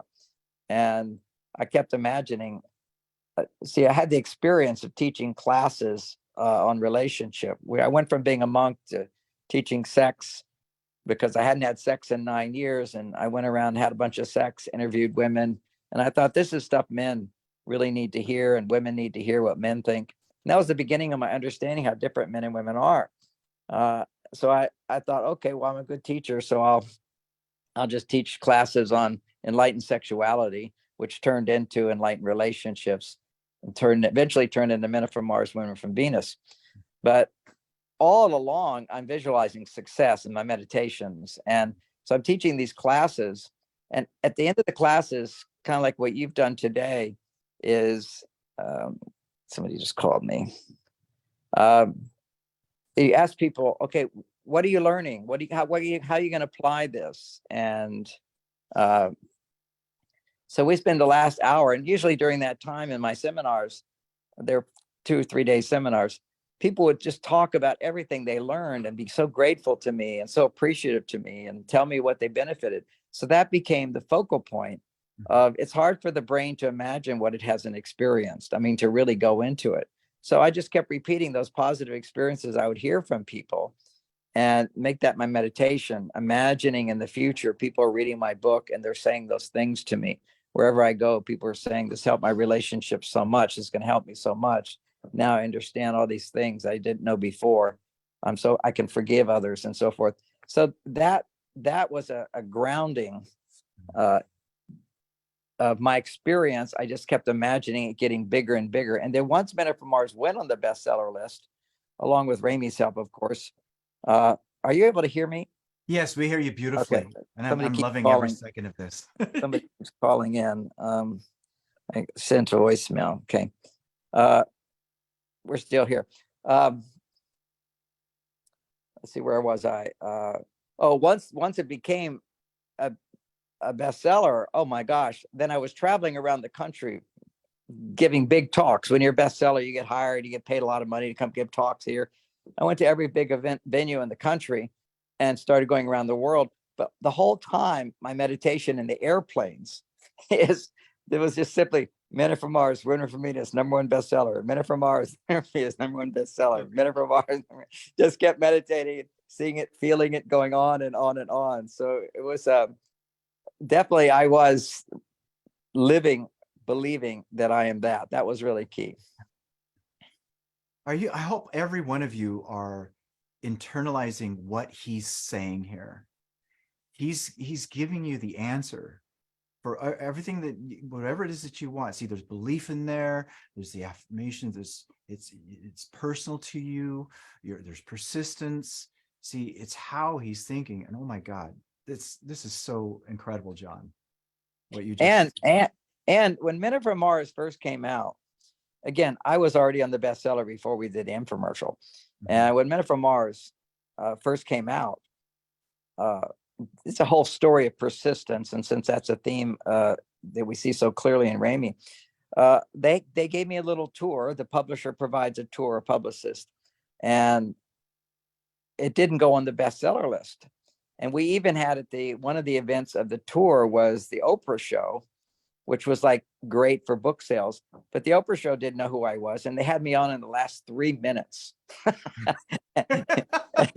So there wasn't any book sales that arrived from that. So they said, look, we're giving up on you. So they gave up. And so we didn't have internet or anything marketing, but all the radio stations had this magazine that went out every 2 weeks, every week or something, where people would advertise that they're available for interviews. And I kept advertising in that. It wasn't very expensive, like $50 a week or something. I just kept advertising and taking any show, any opportunity, and any speaking engagement. I just said yes to every possibility. And certainly you want to make money on some, but even today, sometimes I'll take on events where I don't make any money or whatever, or it doesn't turn out the way I want it to be. But I always know I end up meeting somebody who's very helpful to me. Another opportunity opens up. I never feel like this was a failure, because there's always some experience or some person I meet or some situation that opens another door for me, because it's never all just straight up. As Ramey says in his book, it's 2 steps forward, 1 step back, 2 steps forward, 1 step back. So I did the PR tour. This is an amazing 1-year story. So I'm not on the bestseller list. I do everything I can to get on every radio show I can. And months are passing, 6 months are passing. I have no publicist except me. And then it goes finally, 6 months later, it goes a Publishers Weekly list, not the New York Times, but Publishers Weekly was the other big list. And I was number 13. I was so happy. The next week I was number 12. The next week I was number 11. The next week I was number 10. The next week it went off. And I went, what happened? What happened? And I kept going around to bookstores and they were sold out of my book. And I kept saying, well, why don't you have more of my book? It's on the bestseller list. And they look in their magazine, they say, oh, it's out of print. It's out of I print. was like, what the heck? Yeah, they had sold out of all my books. And my publisher decided, I had to call the publisher, what is this? This is crazy. It took me a while to figure that out. Then So if are you saying that like when they do the sales and stuff, it's based off of what they can sell, right? And since they had nothing to sell, it wasn't showing up on the list. Is that what it came out? well, yeah, being on the list is how many books were sold that week. It's a very Yeah. weekly thing. Yeah. And now sales stop because everywhere the book gets sold out, literally sold out everywhere. And so I called my publisher, what are you doing? Are you crazy? I'm on the list. You're out of print. And they said, oh, we're going from hardback to paperback. And I said, well, where are the paperbacks? And they said, we're going to bring them out. This is in August. They said, we're going to bring them out in January because that's when people like personal growth. I said, what? It's not going to be in the bookstores for 4 months. I was so upset with them, but I just kept promoting as much as I could, saying it was coming out in January. But the publisher printed up 100,000. They started with 25,000 or 50,000 hardbacks they sold out. So now they printed up 200,000 paperbacks they were going to release in January. I said, no, you can't release those. I deserve hardbacks. I sold out of hardbacks. I want hardbacks in January because as our author, you make a ton more on a hardback than a paperback. You're gonna make $1 on a paperback. I make $3.50 on a hardback, even actually 78 cents on a paperback, not much at all. So I said, you have to print up 25,000 for me. And so they said, all right, they'll do it. So they held back on printing those paperback, on selling those, sending out those paperbacks. They eventually sent them to Canada. They never sold in America because I stayed in hardback for 9 years, because it never hardback. And when it went from hardback to paperback, that's supposed to increase the sales. The sales didn't go up at all. It was just an indent, it was people say you got to read this book, whether it's hardback or paperback. Anyway, so it came out in January. It was supposed to come out in January in hardback, or it did. And good fortune came, which was the Phil Donahue show had me on. Now, Phil Donahue was a big show back then, kind of like before Oprah. And so I'm in New York City. I'm going to do the Phil Donahue show. This was great because the book was going to come back in hardback, come out on Valentine's Day, and I could film Phil Donahue in January, and then it would show before Valentine's Day. So we're all excited. I'm going to New York. I'm sitting in the dressing room. And on that day, there was the first bombing of the Trade Center. You see, even before the 9/11, there was one back in 92. And it was so Phil comes in and says the show's canceled. I'm like, what? What the heck? Your show is canceled, and we're going to do a live show on this first terrorist attack. So I told him, Phil, we can't cancel the show. I can't do another one. I'm all booked up. We have to do this. We have to do this. He said, John, you don't want this audience. This is mainly women, and we've just had a terror attack. And the last thing you want is a lot of women in fight or flight stage listening to your book. Well, it turned out, and I said, no, I got to do it. I got to do it, Phil. He said, well, how are we going to get another audience? I said, the same audience. Just let them stay. They'll stay. And see, finally, I really just persisted. And finally he agreed. Okay, we'll do it. And it's not going to be the best audience for you. I said, no, we got to do it, because I knew that book, my hardback was coming out too. So, so then as I'm sitting in the dressing room, I'm makeup place, I've discovered that next to me are a whole bunch of therapists who are all against my book. So actually, the producers of the show, it was a setup to push down the idea that men and women are different and that my ideas were helpful for relationships. It's bizarre. So that didn't deter me though, because I can handle that. So Mhm. then the show starts, and all the experts are saying this is not a good message. I'll put it simply like that. And Phil's going around with his microphone, and all the women are rather upset with my ideas, and as predicted. And then Phil, see, I know I was totally confident the whole time because I know Phil was a man and he understands all my ideas because every man at that time did. So, and Phil has this he has this equalizer aspect. He's a balancer like a Libra. So, Mhm. so he actually did most of the talking for me. He was defending he was taking it personally. Women, don't you see that your husband is this way? And the women would say, well, he shouldn't be that way. Well, maybe men really are designed to be this way. So sometimes in the face of huge opposition, as long as I kept my cool, I didn't fight back at all. And whenever Phil would talk, I'd let him, I wouldn't interrupt him ever. If ever you're being interviewed and the person interviewing is talking, don't interrupt them because it's their fans. So anyway, that show was a great success after lots of negativity was expressed, but Phil supported me and I was cool throughout the whole thing, saying, I'm just glad to be on TV here. So that show passed. The publisher now had 25,000 books for Valentine's Day. The show was going to air and they canceled it. So then the next month they say, we'll do it next month. So they're going to air the show. But without the show, my books sold out on Valentine's Day, 25,000 books. So I said, you have to print another 25,000 for the next show. And so then the same thing happened again. And then it happened again. They canceled the show. It wasn't for 3 months later, they finally aired it.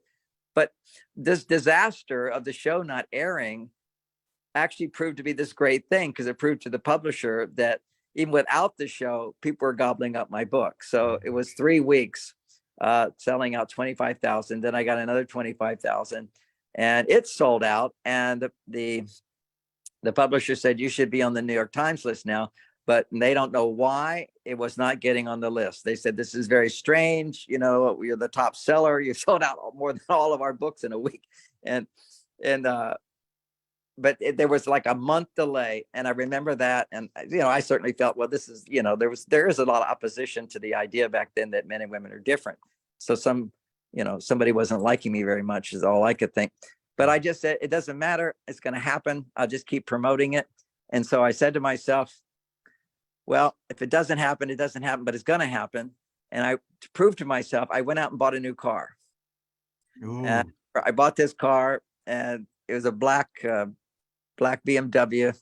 And my wife said, you had to pay extra because it's a fast car. I said, yes. She says, well, I won't drive in that car.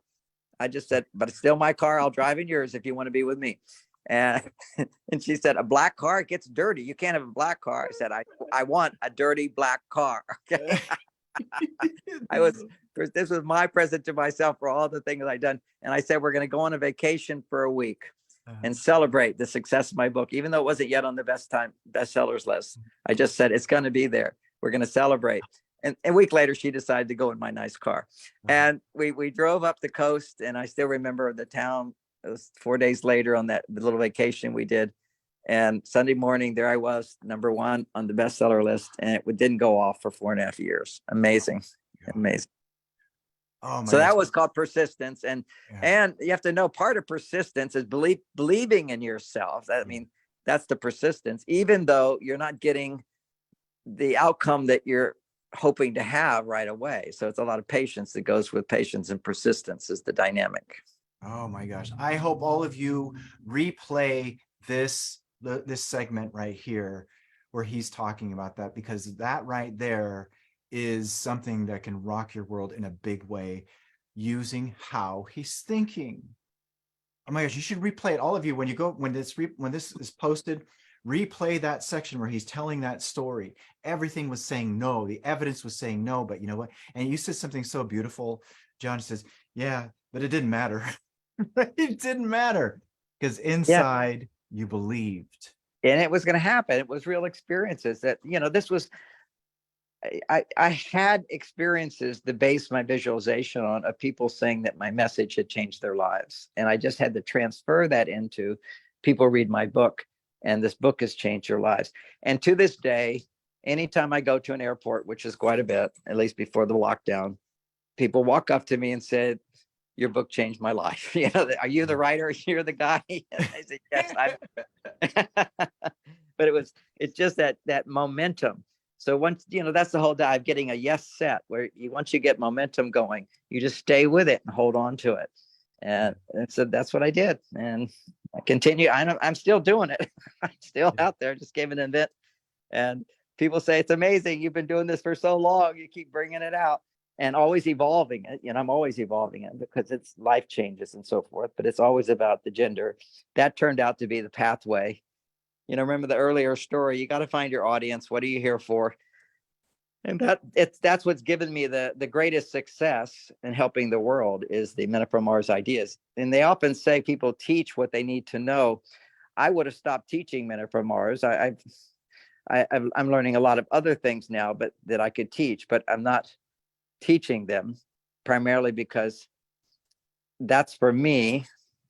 But my work is something I've done, and people say, don't you get tired teaching it? I go, no, because I'm always evolving it to the needs of the time, to the people. Oh, it's so good. That's so freaking good. Amazing. Okay, guys. Well, I don't want to take up everybody else's time, and Okay. I'll check out now, but I wish you all the very, very best. And Ramey's quite a guy. It's wonderful to hear you earlier talking about the book, and that's fantastic. And the thing I like so much about that book as well is the emphasis on it's never just straight up. It's starting and stopping, starting and stopping. Every time you pick yourself up, you're strengthening the belief in yourself. That's the whole thing. Mm-hmm. Your belief in yourself doesn't grow because other people tell you you're so great. Other people tell you you're so great, that's your rising up, but then it plateaus, and then you need to believe in yourself at that time. It's like you go to the gym to lift heavy weights. If you just lift light weights, you're not going to grow your muscles. So you have to, there has to be opposition to you, and then you overcome it, and then you skate for a while, and then you have opposition again. It's 2 steps forward, and when you step back, you get knocked down. Because here's another dynamic here. I never, during those 6 years of when it was at the very top, I never received a positive print interview. Mm-hmm. I either had hit pieces or pissing matches. Pissing matches is where they say something I said, then they bring in an expert who disagrees with me. Yeah. So I'm putting that in the category of not a positive message. But from my point of view, anything in print was a good message for me. It put me in print. Yeah. But the flip side of that was that I always received positive TV interviews. Radio and TV was always very, very positive, and print wasn't. And that's the way it went. You just have to. It's kind of like a reality there. You're not going to please everybody, but you're going to please the people who are here to connect with you. Yeah, your tribe. Yeah, you find your people. Oh my gosh, I love you, John. You're amazing. Your energy is so beautiful. Thank you so much for coming here today. Oh, you're very welcome, and wish you all the very best. Thank you so much. Bye-bye. Wow. Well, wasn't that a wonderful surprise? That was so good. I'm serious too, by the way. This is streaming live here on Facebook, and you'll be able to watch the replay in Facebook because it's there. It's pretty awesome. Replay it, re-listen to it again and again and again. Now, just in terms of the constraints of time, we are going to be stopping at the top of the hour. So we have about 15 more minutes. And so again, I would love to hear what you got from what we just actually heard from John Gray, or even from what we read through in Ramey's book as well. And then, what you're going to do to implement it. Because remember, this it's useless for you unless you apply it. You got to use it in your life. So that's what I want to hear, and so that you can actually share this with other people as well. Because other people they get different things, right? So let's pull up Lucas here, legendary Lucas. Lucas, what did you get from this today? I tried. And how are you going to use this, my friend? Yes. So what I got is he who gives receives.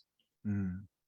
what I love and admire about Remy is how he thinks regarding to business.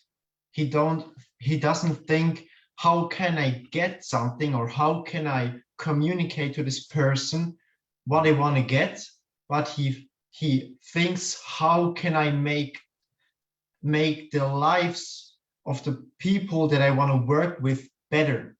Yeah. That is so inspiring. Yeah. He was literally homeless, and he approached those people as the person he wants to be. He will be by working with them. He already appeared as this person, and then he approached them with the intention of service. Good. That is huge. Yeah. So how I'm gonna execute this is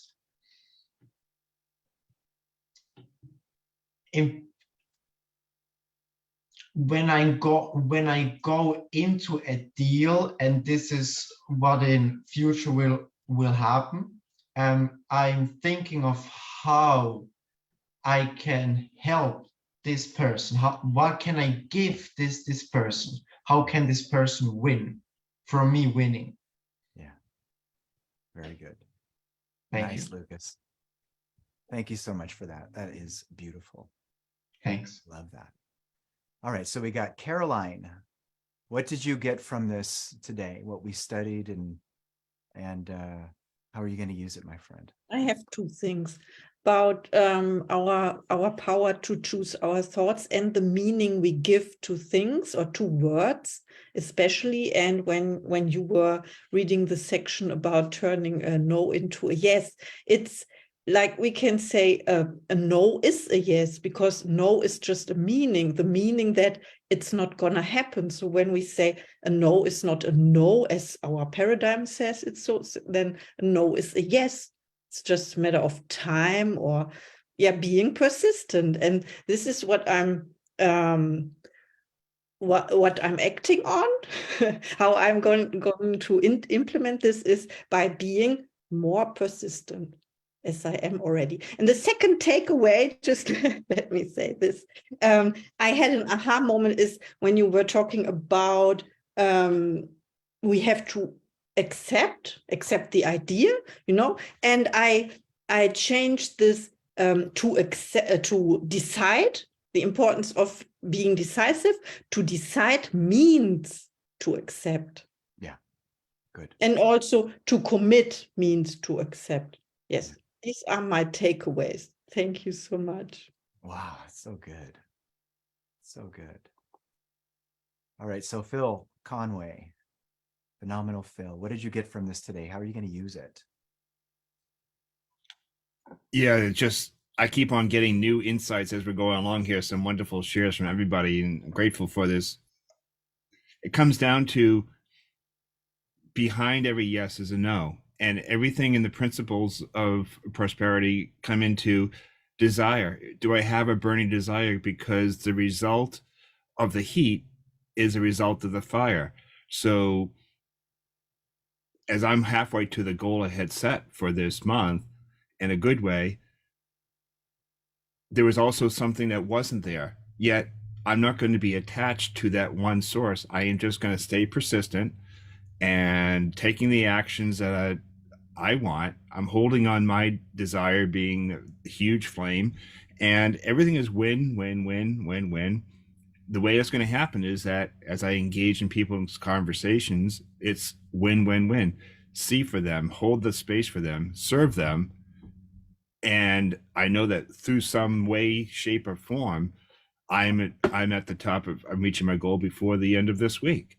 And that's what, attitude, we can choose the thoughts of what it is that we want, and just let the thoughts otherwise go to the side. They become a backseat passenger. We don't have to focus on those. So yeah, persistence and attitude, and the burning desire staying high, service, serve others, let love go, and observe. We experience the results that we desire. So good.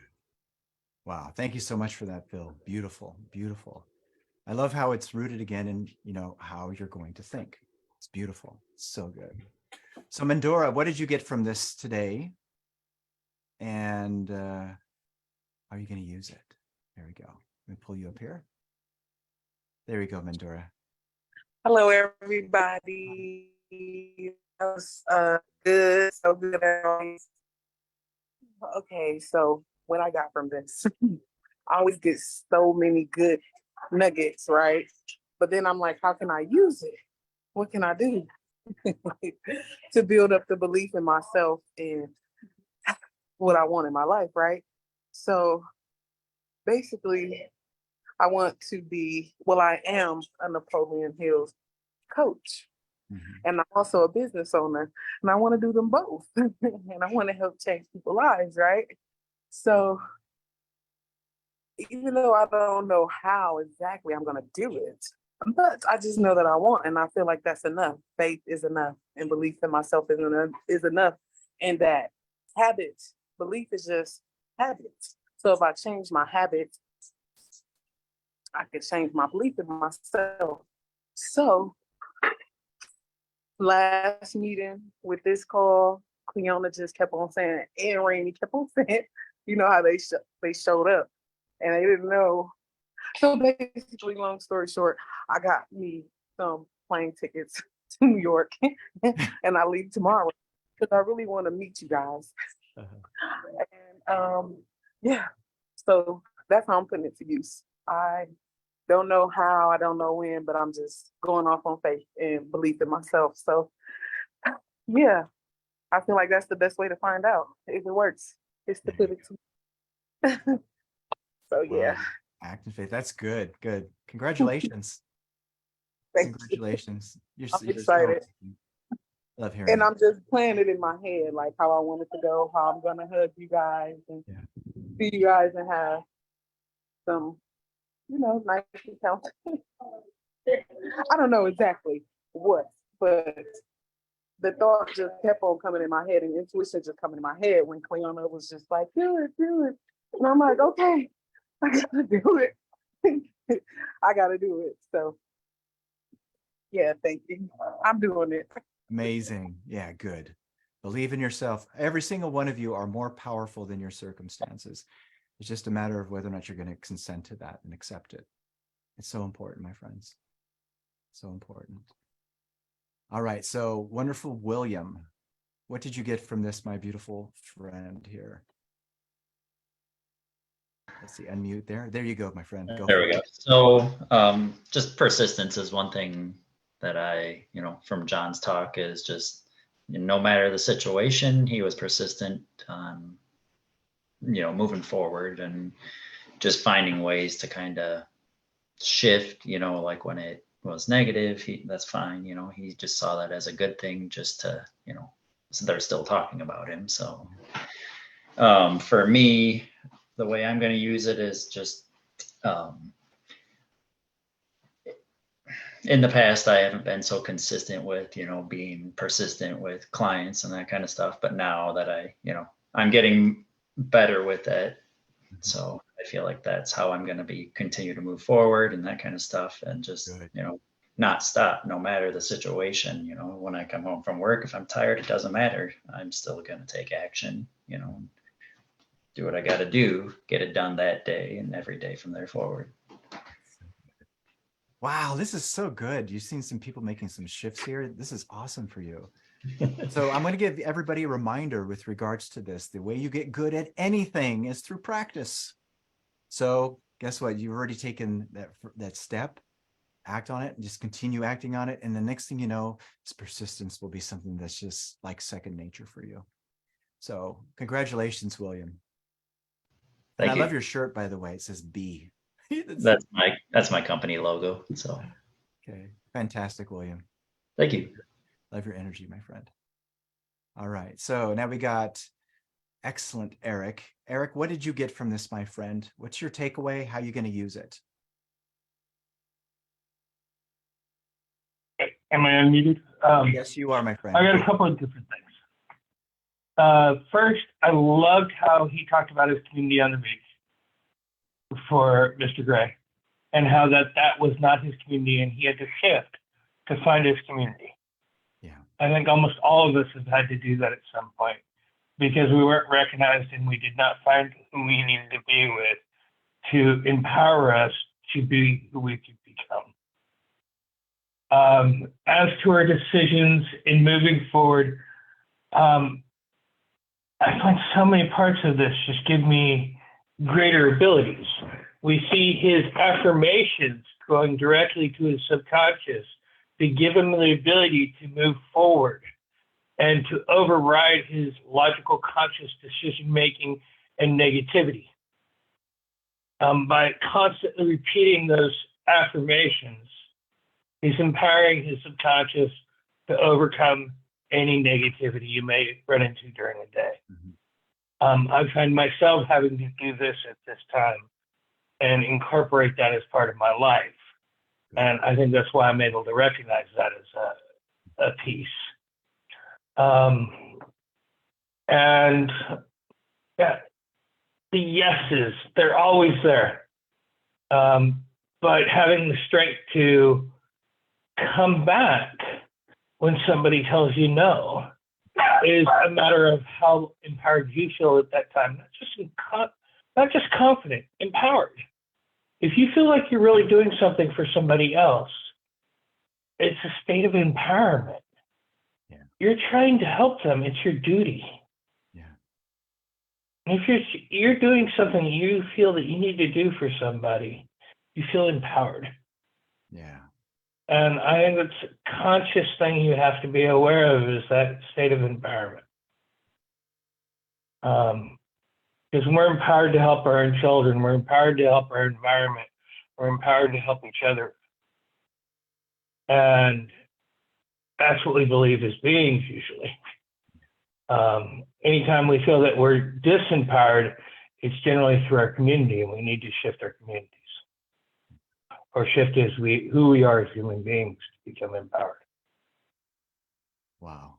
Wow. Gosh, your heart is beautiful too, my friend. Amazing. So good. Thank you. So yeah, this is great. You're going to be using this, and I can feel it that you're going to be using that in your inner conversation. It's fantastic, my friend. Fantastic. And I wanted to say to you personally, I love the story about your son. Oh. And identity. I really like that. Well, thank you. Thank you. Thank you. Oh my gosh, big hugs. It's so good. Love this. Okay, so we have two more. Wow, amazing. God, I just love this so much. AJ Prashad. Hi, Troy. Hi, Troy. Can you hear me? Yes, we can hear you beautifully. What's your Excellent. big Thank you. takeaways Thank you, from Troy. And you're an excellent teacher. And thank you, NHI, for the wonderful opportunity you're giving us all. My learning, a couple of things. Firstly is the proximity is power. Being in the right company makes all the difference. You know, the incredible leverage that you can get from being with the right people. It'll take you a lifetime to do the same thing that you could do in a year and being with the right people. Mm-hmm. So it's something that I definitely will endeavor to do from here on in, because I've always been a person where I've thought I'll do it myself. But I can see the incredible power and the leverage that you get out of being with the right people. So emulate those that you want, be in the company of those that you want to emulate. Yeah. And the second thing is indecision. So powerful, Ramey's teachings about it's better to make a lot of wrong decisions, small wrong decisions, and iterate from there than get stuck with, oh, I don't know what to do, so I'm not going to make a decision. It's life-changing. Yeah, it's profound. So, and then finally, one more point in regards to, you talk about adding value. When you approach a deal from what's in it for me, and you change your mindset to what's in it for you, it changes it completely. A perception, it's like watching a different movie. It's like two different people completely, you know? And it's profound. Your thinking changes just by that, switching that one question to the other. The whole ball game changes, and it's so powerful. And I see the power in changing your, starting to develop the habit of thinking in that way will have a profound impact on the way that I do things. So good. I'm like a little kid every time I hear stuff like this and these takeaways. AJ, amazing. Absolutely amazing. Great takeaways. Now, implementation comes into play, right? Got to use it. So good. Thank you so much, AJ. Thank you. Thank you. Love you, my brother. All right. And so we got David, decisive David, and then Sylvia is going to be the last one after this. Okay. So David. Hi, Troy. Hi, everybody. Hi, David. So great to see you. What did you get from this today? So much. First of all, thank you the way you tell us how to study the book instead of just reading the book. And then the other part is how you pause, go back and amplify that particular sentence to really reverberate and resonate with us. It's just awesome. Just love listening to you. Thank you so much. Thank you. And then I had a chance to ask a question to Rami last week, and not to see John Gray today, because I've seen his book, read his book, and then just to learn something more about him. I didn't know he was a monk and celibate, right? And then from there, he learned, well, let's figure out how to be with men and women. And then when he said a couple of things, in the interviews where he didn't have the right audience, he didn't engage the audience, he didn't react to the audience. And that is so key, not to react to things. And internally, his meditation was, I want to be of service. I want to give value. So he stayed with giving value, not listening to the reaction people are saying, because they'll get the value. We have our defenses for whatever reason, right?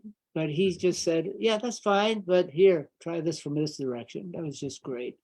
And then the thing that really struck me was, we've talked about, and Rami's talked about the yes and the no turning into a yes. But I want to reflect that back to us, because we're also saying no to things. And we're believing our no, rather than saying, I understand you don't want to be visible, you want to keep hiding, and you have this great message, but you want to keep hiding, and you don't want to say yes to being seen. Let's get to yes. And we have to convince ourselves to go from that no to a yes. Yeah. So I flipped that around today. So that was really cool. Wow. That's really great insight. Beautiful. I hope all of you paid close attention to that, because that's really, really good. The inner conversation you have inside of you. Many of us, for instance, will say no, not realizing why we're saying no. And it's solely because of the conditioning that we have inside of us that's stopping us. And then when you think that way, then nothing changes. You get more of the same result. So true, my friend. So true. And just let me add one thing. John also does Qigong, which is Chinese art. So you can't just tell yourself to change. You have to act. And the act is just the essence of starting to move. Yeah. And breathe and be kind to yourself. Even when you're a shithead. I love that. Be kind to yourself. Be good to yourself. All of you, 100%. Matter of fact, all of you write that in your notes. Be kind. I am kind to myself. I am good to myself. It's easy to be kind to myself. Yeah. There you go. There you go. Thank you all. I love you. And you're my tribe, baby. You're my tribe. You're amazing. So beautiful. All right. So let's bring this in for a landing with Sylvia. Sensational Sylvia, right? Here we go. Hi, Sylvia. So great to see you. Hi. Mr. Joy. Hi, everyone. Blessings to you all. I wanted to say, Joy, I love how you dissect Raimi's book every week and with such beautiful enthusiasm. And I always look forward to it. And I'm so grateful for you. And thank you for also being a great host for Mr. John Gray. That was truly awesome. And you never disappoint when Mr. Raimi's on too. So thank you just for being faithfully serving the big team. So I had 3 takeaways. This helped me to dig deeper when I think I don't have anything to offer somebody. I think I get stumped right there, especially when I highly esteem somebody. And the second point is practicing a habit of thinking the right thoughts more often. It's not enough. Oh no, no, don't pause. No. Okay, everybody. Smooth connection for To Sylvia. be Smooth positive. connection for and Sylvia. to- Can you restart the second to- one, Sylvia? To foster and often and welcome it, like welcoming the positive mindsets that I Hey, have. Sylvia, we lost your connection after the second point. So can you start with the second point?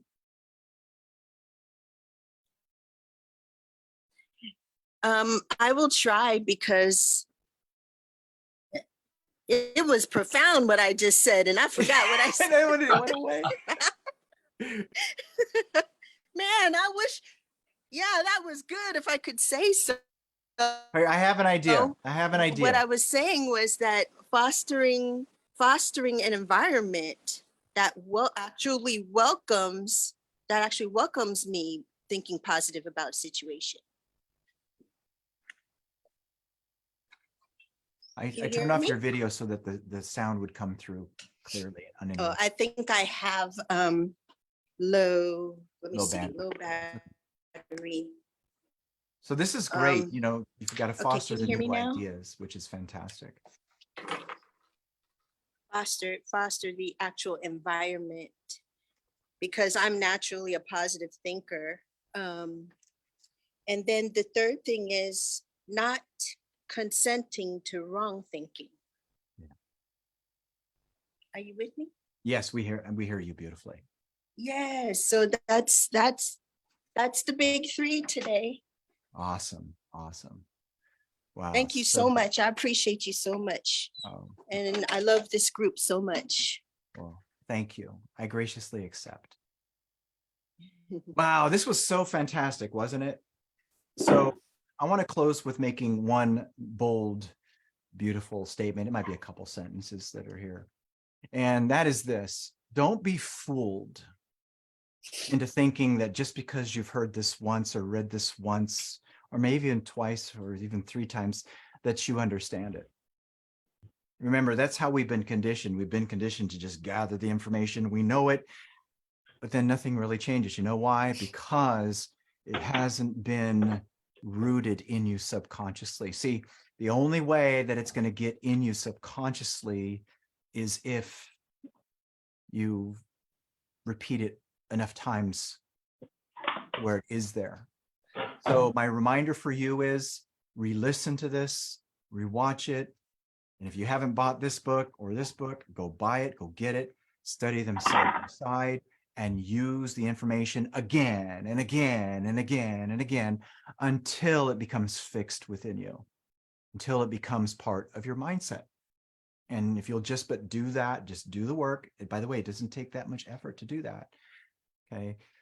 If you'll be the person that does that work, I promise you, you will see big, beautiful changes in the results in your life. Okay. Another way for me to say this is the reminder that your outer world's a reflection of what's happening in your inner world. Your inner world is a world of thought. More specifically, a lot of automatic thoughts. See, that's your mindset. Change what's automatic in you, change what you believe, change your habits. Guess what? Your results change. All right. Love all of you. Thank you so much for coming here and being a part of this wonderful, beautiful study.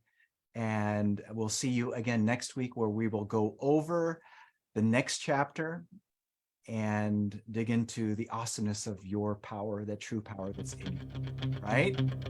Amazing. Love you all. Mwah. Woohoo.